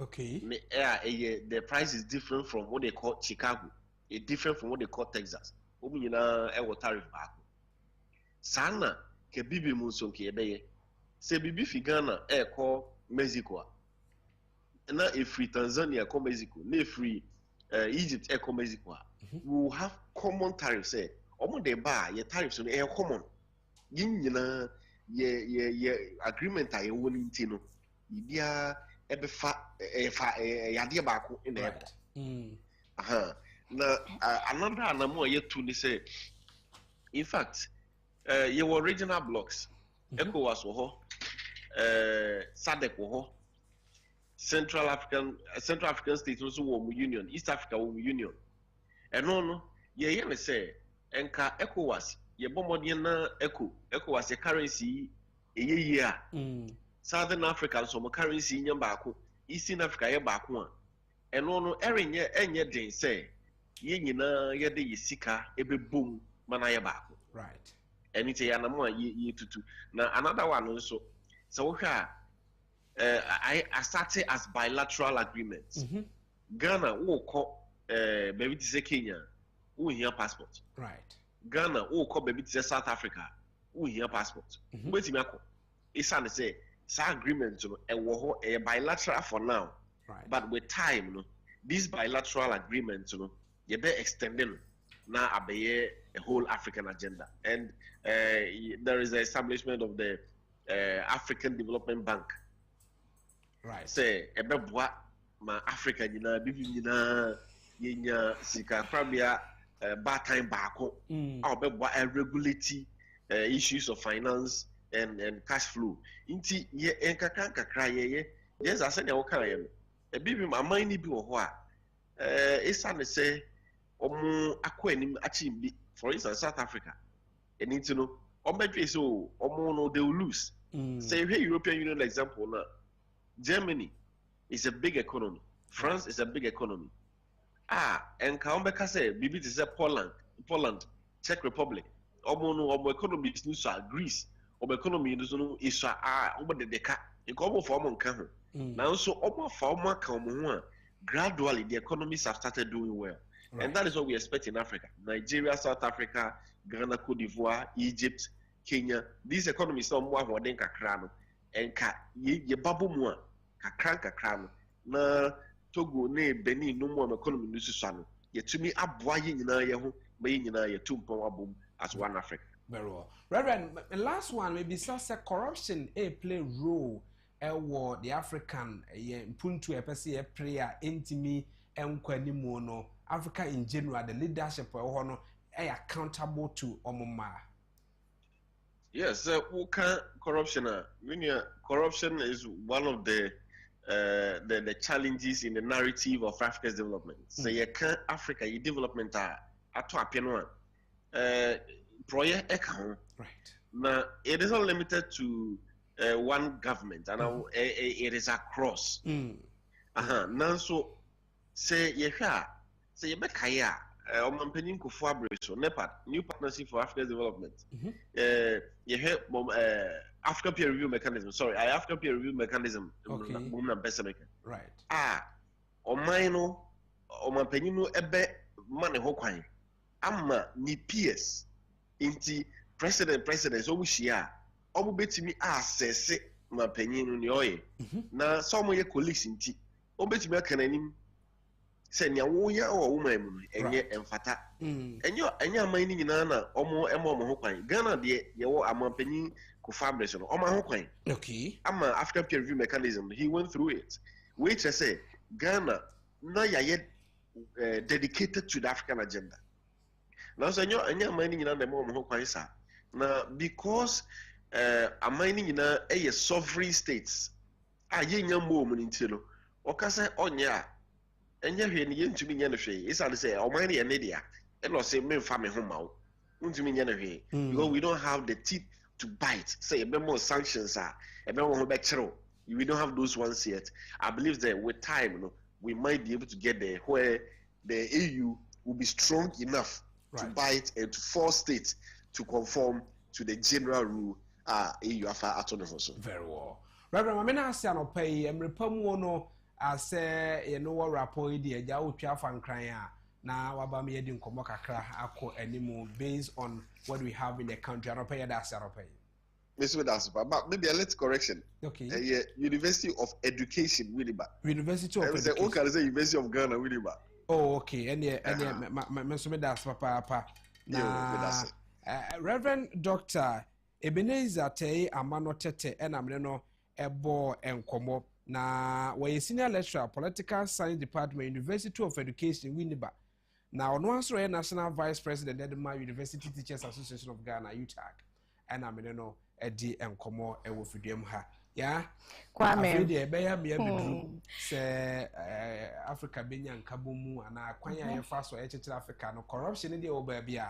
And open na Professor Lumumba e ka say say ofo bi dey say Africa penina di dream why corruption no wodum de obeye na afi abegina abato se ye nto abama no baroko ba bi say Japan se uyo obi a obeye corruption a wan kasakasa kora no timi kun ho se we corruption a se we adwuma na corruption be fra odwumadiem na woje a wo pani na nkasa kora no ne ye wo ene kwan wa fa so a waje sa adam din na ama o manfo anya ne pa no ono ankasa timi kun ne ho ofo abi de se India ombe ankasa be kun se wo de corruption fra wadwuma ombe kun bi de se Japan no mu de ka ho ya bobo so China no de ka ho no but in Africa in Ghana why ye ni nyina wie no in Africa he will present himself for election.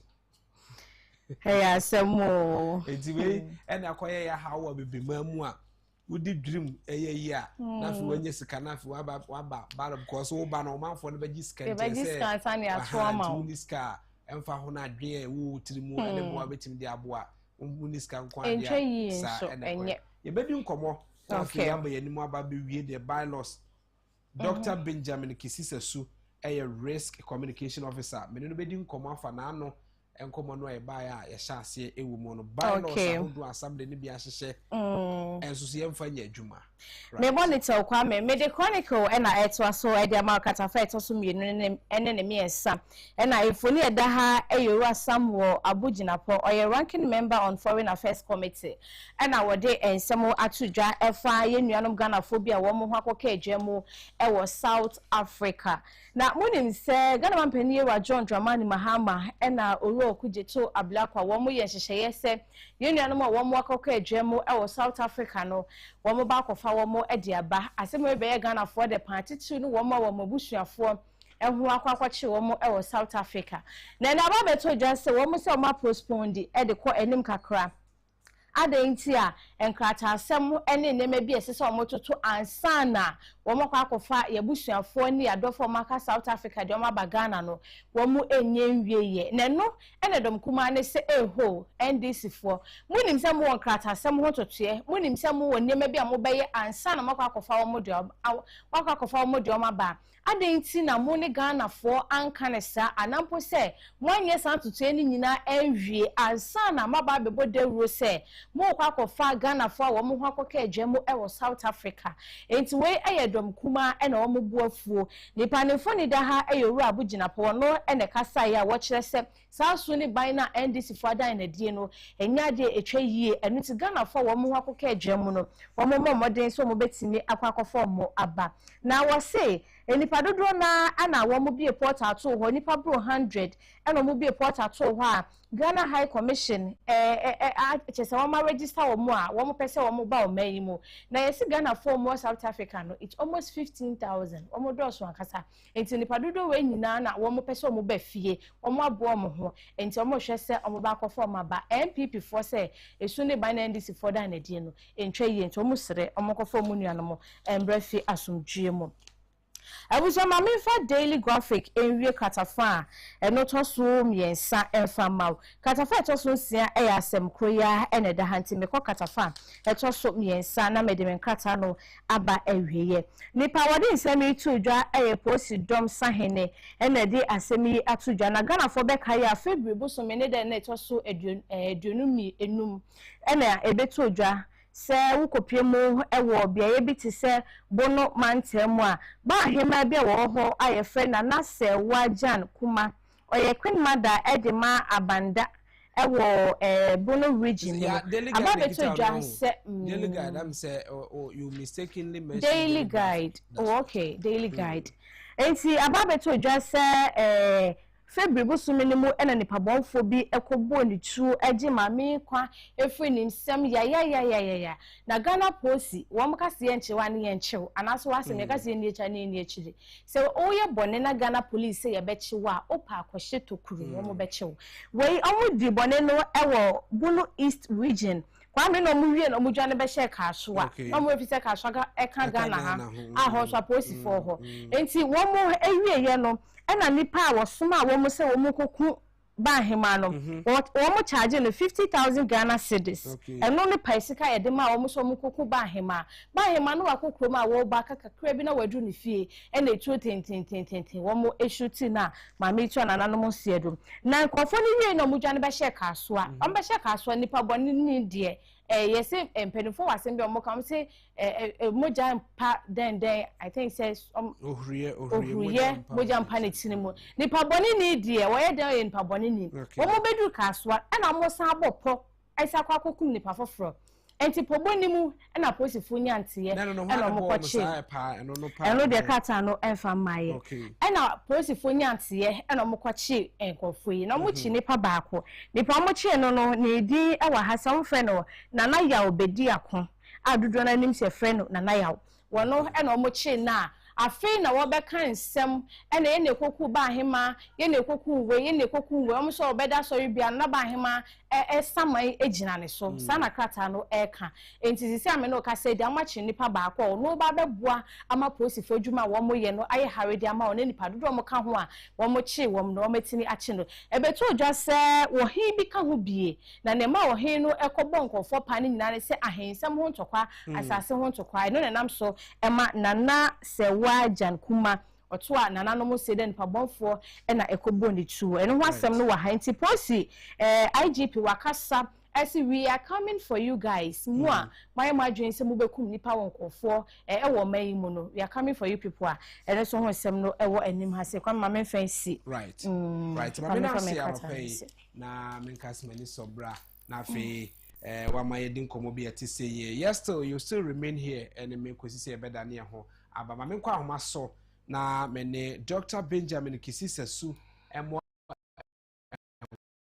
na Dr. Benjamin Kisisesu ye Risk Communication Directorate VSD and afi wa Deputy Head Edman National Food Safety Laboratory no any enkomo na wa ahoma so am say over the weekends no ye be konanka sem fi da no na obokrata bi de bai say omo call say ye wa mamra bi wo ho asa mamra no Parliament enhye na wontimi pass sa amra no emra e ba bedi enkomo don kana pa otimi nka me moache meje osumi nua me ba cho body right yamyandom very well na enkomo ekwa de na nka ebehia no fidua mu ha na so nyina mu no ayewo so many ways of killing a cat enkomo no na ehia se bedi de ama na mo call the veterinary department no call say ye wa mamra bi wo ho asa mamra no wo se aban ehwe anase mra se bedwafo hwe na asa mamra no etimi ba no be de beboa na bo ye potem ho ban se wo si sa mamra no so ene the value we kita eno no de here weda se wa ma akwanyi naka bebese ka be ba o ba no ma be brenti etimi amba right eba emboa ye emboa pomudin mudidie ne some betom potokasa animal welfare no veterinary services ya aban edwumaku a ohweso na ya aban edwumaku a enyi pa eti more than 100 years oche ye school e work tamale any officer wa nyambo a afefo fra ibestim 2027 na edi 100 years if it's an apple for no e buy boy nyoma no enyomo pa oboponko ene duane yem ena nkuma so to aso etu hwe ye mbra bebre na ye abofo no ene na mudi eso no ene so say colonial era eba kuma era igana ye ji won no ene be ye 1961 Disease of Animal Act right ena about 2020 meat inspection regulation legislative instrument etina Public Health Act no so no and also so the ebabe boy but yehwe nyoma nyinya no wa usha utie omomuni acha tana na betina foti omotuma ebreko no enten and saying no obi bring say nyoma ko nanim nipa adoso ko 4% inye gan bebre ekwan bebi o meyemboa abaya asem ebi o meton so abaya asem ni nyina mu no ye wo abantu be ko bebra eboa masasa sector no ye hwe nwo adwuma Right. A bit of local assemblies, MMDAs for no more than bylaws. I try say, so OP M1 numbers of Basa, Omo won't quite on what channel. Na, Omo penalties, and if a number, or multiple after 17 days, I caught Amamo, to say, you know. We're quite there. So, me boa ma odi na ye aye short with the Okanya. See, this is Sudiano, me war asane man so across so AMA for a bylaws the manim has a CA, met me a kind of session of it at the amount. The SU no so now for yare how a bed deliberate sounds about to say ye. Also, stray animals bylaw. Or see in the exercise of the power conferred on the Asane across the district assembly by section 181 of the Local Governance Act 2016 Act 936, this document containing the following bylaws are hereby made. These bylaws shall be cited as the Asane across the district assembly stray animal bylaws. I don't know yet the tip on what that's one. One, or stray animal, etc., to be impounded. Any person authorized by the district assembly herein hereinafter referred to the assembly shall seize any animal which he finds in any public place without any person in charge of it, and to impound such animal at a place set aside by the assembly for the purpose or at the place provided by the assembly. Into the okay, I am passing assemblies in or bylaw. Maybe say, assembly in our bylaw there, every Krobiano is found within any assembly. It had into normal find a Juma near Jam, one moment and number one, and the year call for a national law, a bit to me after Abohombra. It's almost the year, say Abuano, where we pay our ministry animal for the numbers of Massa. The people can say, about farm na one of one, yes, show not then a cost war. About movement permit of a 4 man. And also in Brown. But gap can woman yet to stability.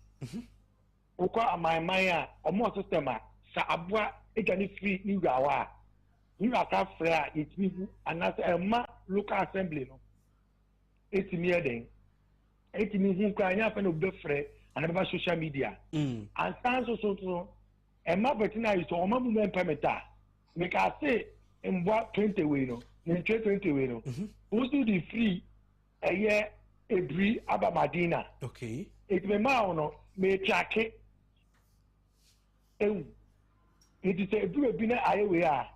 No tell me you need say in what and a big corner a memo permit. I say Mr. So but now for me yes sure say if you are also the corner. You will be Yaja to say a yama the dear in what the good. Five taps and a man some adorson. It will be to come now or make a movement permit. They say a brief about Madina. Okay, Madina ain't fine. Oh, medical livestock market. It's better now book mono. It will be so called livestock market. Right. But they do on no, yes, sir. Now, say the young for I register. Amomboa, Amaya disability. And here in Bra, you are catching Ghana for oh, you have a say a chasey into a cell call we are. One is a trade and Benza womb. A boomunye. My brat, oh, ha. A bema, but now for a papa, I register Amomboa, ye, a movement permit now. The trace on your manner. A bema, it's Mediana, ye, Ako ye. Sausha and then many who them one enough your point. Right. I watch it and say I'm a dawson. If you are a new daddy, if you say you have a solving issue now, man, yet you make us say, got as an abandoned I on I got some cake. But somebody because a nipper, coupon on no more, and see a chef. But now I am bra, it be more than 10 years, I had a parliament. I mean, in the parliament, but I want to I can say, I come with your parliament, the parliament for it. So, was on the kind, which lost me now, I work in the current situation, percentage stability, such as that law and about my Pacific. Go wrong here, there was only a general. By the time I said, mature, beat them in the car. court make them say mbrabe na wujina so that mbrano na betina ko jira wa yentimi nka yemra be kaka so mbrane say mema yare enfrimwa e afati nipa okay no ka say intimane e chance nipa na wa yete no then na me pa ye no and now to di ni na amanipa no oja akos court free it's a jumano do assembly one part no but na ya yo aban jumedi a e say hwe e ba pomodi ni we no e say ye check na ko abrocheni amanman a ana ko just ko dubu a but na for esi kwa mu a oji ka say mwa we ye nche no oji ka say farm we ye nkrosi ana say e easy e ma jumedi ni e kama oji ka say o ana ma di livestock market enye and pay too much. You close me down. And also, or deliver assembly, sir. And yeah, or they are wonderful for I can deliver assembly. But you see, as people may be a young with the omope, and yeah, for car, the never command advisor. Come on, omuti, but when assembly down, I was ready to do it, priority. But the cabinet is a senate now. And can no man obey you can aim do the assembly can, which my bed also. By time I say into a Google, down to pipe room, but also far into my upper point to a Google. And now, just that I go assembly say one IPA and in our bottom one thing. But the general say one more way, and suddenly a boot shot on our bottom one thing. If you should solve it at the root cause. Right. And it's like I say, a more party, I admire health bill now. Remember tonight, I depend, I want and yet no pampo. Fascination, and yeah, one in one because Obia no can't get them for just one and num crime was a one. Upon a person over 60 about major crime, Amaka, Monk of one. Talia in what the money pass to I asked them. Obasha, Apia, in your antibiotics, a free rodent, who see anyway. Ebola, so a few wild animals, is a fruit bite, but in monkey face, so you have someone with Takumbu. It's a monk of one. The past 5 years, COVID crap, I say a few one, and they are talking and what a way to buy. If you got a metal by yet, a Maya that you I will be a free, I think, wow, a baby, that thing now, yeah. It's never for you again. It didn't make us you ever say yes, of the other root cause, whereby your son brand and banish is will be the one bar, but also better, you know. And then you trace with your cost. You better say, well, one a draw, if you are able to do one. But me can you see the Siano, Cofoy Ponco, 80 pam, Ako, Aboson kind. Okay.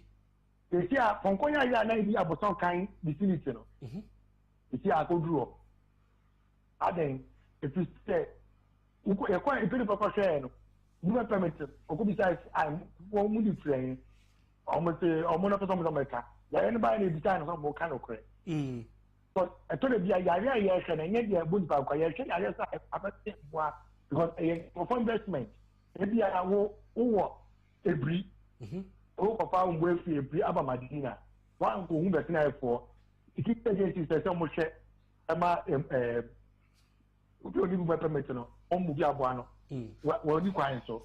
We move about Madina. After the change area, a grip, Virginia for a son or it's about Madina. Madina, so for any year, almost so no, facility not your air, and for investment. And I, Akum. Right. It is a better for better side in 1 year, a custom to drop a top and live this certain now. In the 2 years, Yara and perfect in one industry, about the livestock industry, because it's custom. Economic gains. As soon as I say, I just say, you fight me, and I didn't pay. It's on my way. I can say, yeah, just say, oh, I send respect, and I want to stay where so root cause, no, and then your money brain that say, you're doing common, not Ira. So, radio TV, a pan of culture, I can't want a man. You'll be another year and buy it and buy it. In what I'm a poultry. That's right. Yeah, and check me now. Check go for a chance to Asian penny for some questions about agriculture. In what some in 1 year money said the visa. But in the sorry and a part, even tea, milk.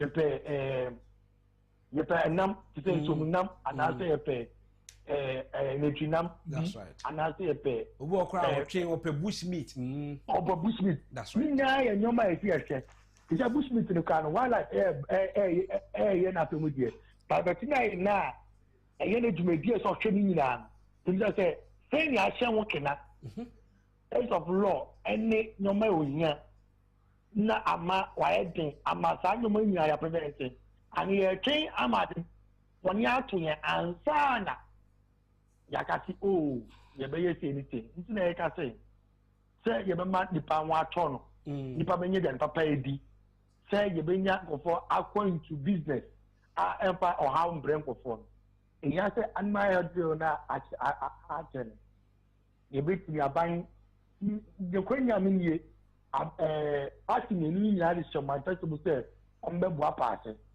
nti bi sɛ ɔbaeɛ ɛka yɛnim sɛ di so asante yɛgu yɛhwɛ sɛ obiara ɛna no bɛtum na saa mbra no nso so wayɛ ho adwuma kamakama ntɛmtɛm but na nsɛ na obiara ne ngye anɔpɛ kamtɛke a na so nso so yɛsɛ ɛkwan nkɔfoɔ de mmoa kɔgu hɔ ɛyɛ adɔɔso right obebisa sɛ akra o yɛnkɔ kumase yɛnkɔ kokoedua yɛnkɔ pɔtɛpɔtɛ bebree right no obebisa sɛ yɛnya the passage of mmara no bɛyɛ mmara a momfa mehunahuna timamufoɔ ɛwɔ bi akwan so ɔmo so fa so ayɛ ɔmo mmoa whether so ɔmo de yɛ ɔmo adwuma sɛne na ɔmo de bɛma aduane ama yɛn so anya bi adi because yɛkeka kɔ yɛkɛkɔ na yɛsɛ yɛka aduane nsɛm yɛde bɛyɛ leather ɛde ama yɛn ne nyinaa no yɛ baabi agya aboa no deɛ bohara ne ho na akɔte twuma bi na agya wapie afiri buo no na wabɛnam abɔnten so ne yɛde saa mmara wei akɔwe na yɛmfa nkrepo ɔmo so ɔmo nnwuma to the passage of this law a yɛka ho asɛm yi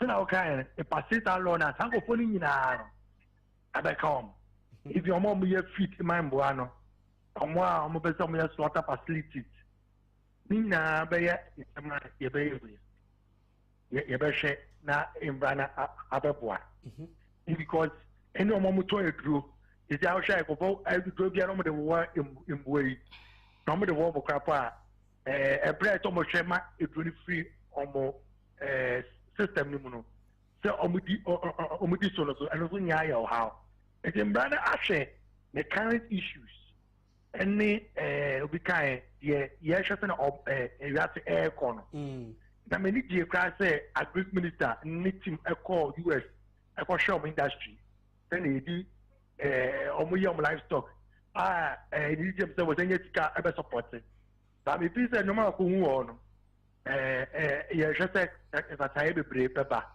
because wahyɛ ɛbɔ so ɔkɔ akɔ na waba na ɔde technical department fo no nyinaa ayɛ adwuma eti yɛhwɛ sɛ ɔkɔ hu yɛ no ɔbɛhu sɛ nneɛma no ɛkɔ so wɔ US hɔ no ɛbɛyɛ yie a ɛnia nneɛma bi te sɛ yɛ laws ɛne capacity building because sɛ na ɔkae no yɛhwɛ a ne yɛhwɛ all the areas ɔmo yɛ nsuomunam ɔmo a ɔmo bɛ sɛ ɔmo yɛ bush meat and ɔmo yɛ kata ɔmo a ɔmo bɛ sɛ ɔmo provide meat no leather ne saa nneɛma no nyinaa na sɛ na ɔman kan na yɛtwe ntin sɛ yɛde bi bɛkɔ ama na ɔne export krapo no yɛbɛhu sɛ ɔhwɛ a obi sɛ ɔmo export mboa nneɛma a wɔanya veterinary permit even animal certificate a etu sɛ ɔman na yɛhye no ɔman bebree na ɔmo mpɛ di agorɔ wonim sɛ my work experience no indomie a yɛatwerɛ ho chicken flavour ɔman bi wɔ ha a ɔbɛka kyerɛ sɛ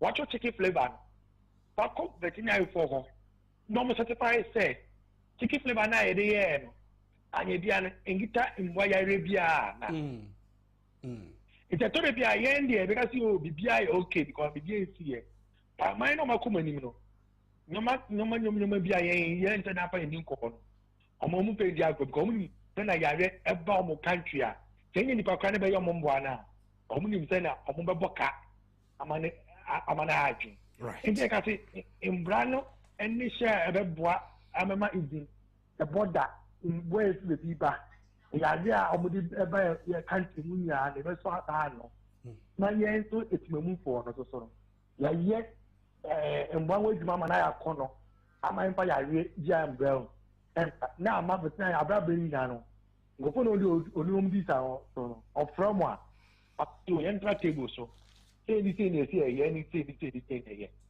but wow sha ya sana yam ga anything nyoma ko na ama it mean deal say exactly say boom boy but na betina forward it is a main betina me ko chi obi na boy wo kwan ho ni local assembly ni abuwa me edi na court because court lawyer judge be say embrabe na deba embrabe the local assembly of bylaw right by bylaw no there is a assembly so mo bi ka say morally no very different money but legally no me am dey go down no mutumi very well yam bra na betimi amaye sa na amaye ni local assembly akola beti kama na ama anyoma na yewu no abua right because you workers for across almost every district yeah no very important questions me no ebetimi adele with e we komobo aye boimu na ye de besia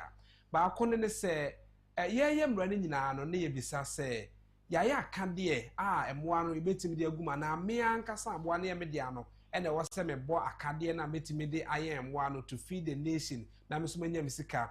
I am talking about so ye enantwi a you will be a friend say cattle ranches was sent kaide nantwi no gumu o man na ye bi wa farm place in Portemo nantwi ba ko kra say nim ye wo manfo ye nantwi de ne say mra na mo be pass ne be hwe say cattle ranches ye wo man mu no akade be wom nom dom nantwi na ko ne mpo na mo aka timi gina na nantwi etwa kwan mu say nantwi ne ka ne gina e ma nantwi ne nyina etwa mu ansa na omako all these things in na koye o mine hawa emra no nye den e wo ho so na okay no that your kind and never my young na emra na yehwe no bebua the man can say oh I just register a farmer I just say your requirement na just say requirement no we nya ye ma o e bia bosomo mienu we ti me amfa sa na nse mu a ye won tu mi say be close it down okay na see ye share such now why na you want to me say you baba oka if you say wo ha timemu for no but say ka say mbra na wo do no e ma ntimi nya sa nyoma no nti wa won say dipa de if you dey mensa wo once or yeah with onya so chefia no bet mama go for say eh adu de onya de be ya o de say come and try no ebi ni wo ntita no omunye we time brand no bit ma pay hu sa nyoma ni nyina ibin kasa said the train in boa enti ebe boa awie create a lot of businesses you know what taxi are specialized for that you know is some it will probably talk about bia no from no mamba say na ibia haka so ebe wo jumedi ebe expect say na pa ya we go farm to farm sa nyoma ni nyina ni brand so na okay no ebe ma ye ahwe say moi ekodi omutuko crossing route ni bia keke so the omonama say one nyoma we say the omonam unia utu for omonam right na etimi aye e dia system a wo be wusa nyoma ni nya utu ma frɛ na within few minutes not even within actual 1 hour yanko fire the itabini na ya chi tanipan na nipa ama nipa de akoma toyem se ne call my bu ayi ni je obi isem ba ya o redi akofo a chere yes no ndi akosbo amonone obi ka eh amonone be kono o bi eja ambo na ma u ka na ekonya ro tumi hwe yo be bia na efe ti say ye be ye space road ti bia side and side no ya fe na the grass wa ofo du a so na kind ranches be bia be ti ma ye na pote ni nyari ya state ti wa be so ye business bia no ha na say o ye den o do mo anko ni twinam nintwe na oyen ana ponche ni we ni uye na beso koton a see nti yeso so no system na be create no ye mabu permit a osu de ko see na system IS aka see o ko no nipa na ya officer na owo do da end na train or track o uye du be na o mba e be say eh then e see kana say ya backup aka for fire aka fam one ko mo so obi kan omuwa moja ekobu right udom je wi aso ni so hwe nya no so ya asem very well because kana say I say your backup anyo mani nya kwa u dey tia no obu a oni bo ko be bi na kana say ya pa no ho so say kan be ye na de mo an beto aso why you lucky and say one do a BIB in Duraho, yes, and look up on Uko Siom Geke. Even though behind the farm, now could do all, now outside of the Bayan. In the money dear, the Brahma, the time Brandon passing the hour. Because the whole nation, right? The benefit, I'm a class committee to Abel. Okay, and right here, per se bar, and the assembly, the noir, a harder than the existing bylaws, a war assembly, no. Say a passe, sir, animal health bill, no, I per se, and pass a noir. And the assembly, the uncle Bobra, assembly the castle would to me say, or one bylaws into watchery, and one who could keep one dinner car and their caca who. Or minus of a castle on Bracunia or no Sujinasoa, or the a yes, I'm running me in the uncle Bobra, or Juma Barco pen who are Daroma. Some kind of money and young going to mean assembly bylaws in the war. But yes, then you need to map a better manner of a pensua assembly building. The assembly so you're number 2,000, so the back at the car, go for annual register, go for stability, go for a man one number Basana. That's the main critic. Assembly to be part of the stakeholders are obeying Abonaman. You say, oh, say the assembly confine upon who wearing, who long heading, I try. I don't say, a book with the assembly energy year. System no MA Giovanni energy year. Because the money being very recorded. Because young brand channel, young bribe every person. So being one of the beer, young veterinary for wedding. Young for the Panaco, maybe. But yeah, before it is farm, some of my woman permit and the touches. You are assembly the space, I'm going for a livestock. The mass space, I'm going for a business. Of a name, operational permit. It's also we have sort of facility. Welcome assembly, I will start business. Over veterinary for I make sure say, I will start assembly. Welcome register general, a company, why you run your money in the and then I am out the operational permit.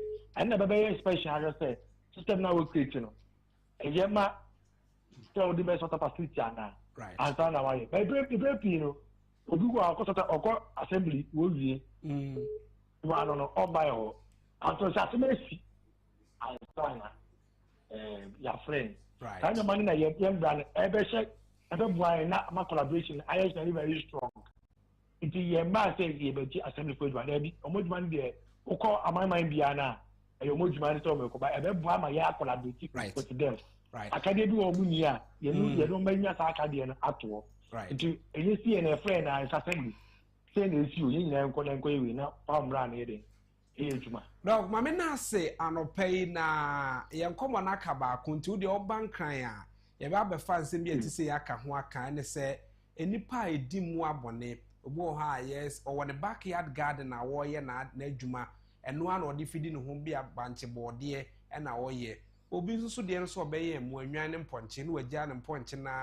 No ma ko feed on say nipa no backyard garden no eto hunu no say ya na ye bufuo ene ahometie timi de dade twa boa ebu timi de ebu ni nam ne kaka ho ni nyina no mra no behwe aka abo a ye de na wuo amana wuo say ye twa ne dade bia na ya bo no tu bia amana wuo a enye bushmeat enipa e wo so fa sa na me we great asama kan ni ya pa ene na make say yam brand be hwe sa issue so anama we say anama be hwe say ade na uja umwane e ma wo e ko na ma mo to bontin if new assembly actually open one e do kokota enye mra ba ko pe na me delu one assembly let us say for the uja amana public users no imra we no edit ya abet na e ka say wa mboa ama aboa no animal welfare no anko so kama edit imra we na re farm apana catch me bono it's no so you be charge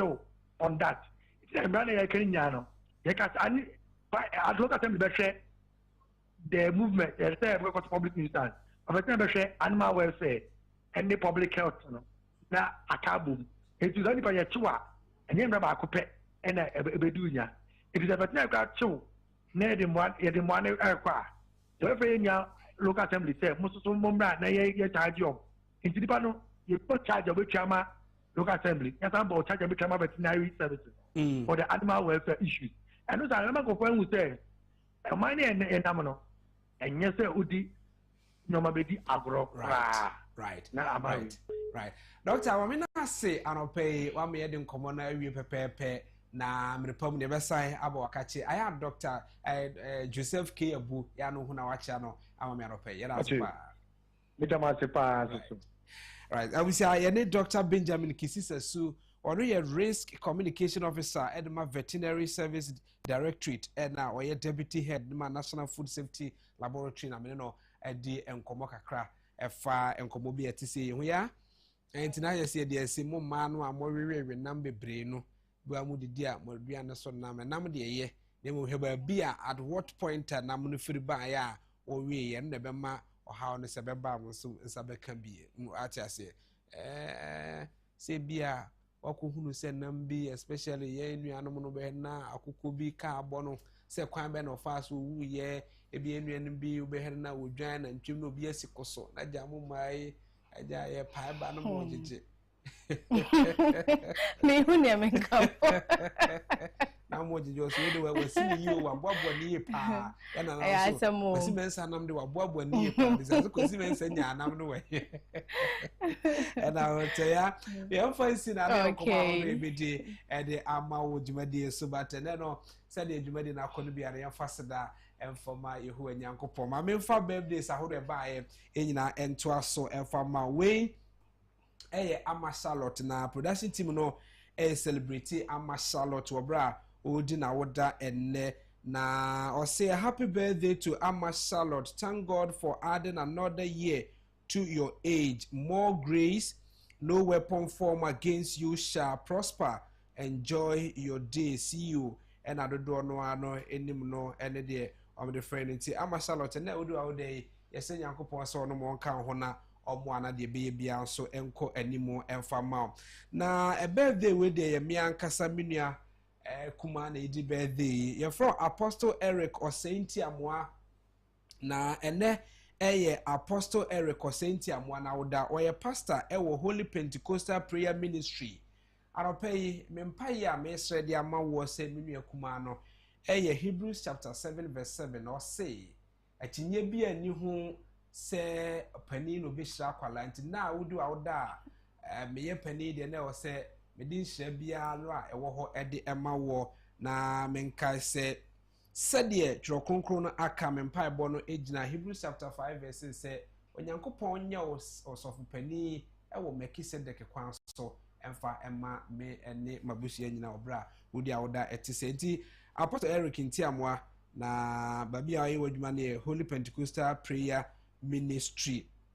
Now said the community ni or say I will give you shepherds after my own heart who will feed you with knowledge and understanding. Jeremiah chapter 3 verse 15. May God bless you on your birthday and fill your life with love, joy and peace. Apostle Eric Ntiamwa, Holy Pentecostal Prayer Ministry. Eho ena owa udi ujuma nyankopon ka ho no mo na onhira papa ena ye wawda ye Frank Aboaje na production team ni nyina wo hye Frank Aboaje happy glorious birthday or say happy birthday to Frank Aboaje aka Nana Aboaje Danso Abiam former Jubilee House staff under the office of the chief of staff intene udu awda production team ni nyina wo hye wo so we every kwaku bru from the production team, from the team Ken, and all the political party no the MPP no we show a very, very, very great and a happy birthday. And they penifo now was a happy birthday to lawyer Ralph Agyapong from your good friend and brother. We normally call him Cockroach and entire Kencity family nina we share Ralph said ne would do our dana serie ewo wanimunum sabi pepe and de buy say ejano and LED the production say sa birthday we abeka see pa and na your birthday ni de ebeda ochana papa bless you and keep you in grace and in good health from your son Dennis Owusu Anderson and the entire family and ewoshe mama Margaret Nchiwa or we show our pa etisi the production team ni nyina so we should be and said the penny is shark or that into me and shroud the and so dear wakuma be an a bomb pie say on for and no more. Ya fro Wendolin na ene ya wawda na Wendolin we say a happy birthday to Wendolin, birthday wish from CJ Winters. Hey, na CJ say yamfa birthday emfa ma na one is you know how to do your thing no ebe cost pepe ewo baby aya muhia eno ti ene production team ni nyina e ka ho ama ya wo hyew awoda pa eti say ye de obe bia no Nyankopon ten nsa wo so na oma enkwane ahode esika wo so emra yemfa asedan bi pama production team no obo ay ma adwumadi na dru from the MCR justice ho afi Hughes ehin ne jano LED sa production no sound so na oba fidem ho a ye request Nensen Elikem and afi focus so LED production no e wa ha producer no ye amo e no obo ay ote ya asantoa enkai wo na obo krata mo boso no ono aso na bebo machidom na matini awie se etun be nye chiginafo e timeto ntim se oba nso bo chidom e ya chidom hema jobu machidom enso me de dwumadi edum pepe so a ti se ye mimidi e de kwame abo akuda nkwamo a obeti afam e komoto I am your host with the most and I am your moderator if you say no so boy kusi no nkron abo apa wesimadue no e de dwumadi esie ye da asese wo kan ho na hwe ye on the 2 television Nyankopon ya no chena ye besenhia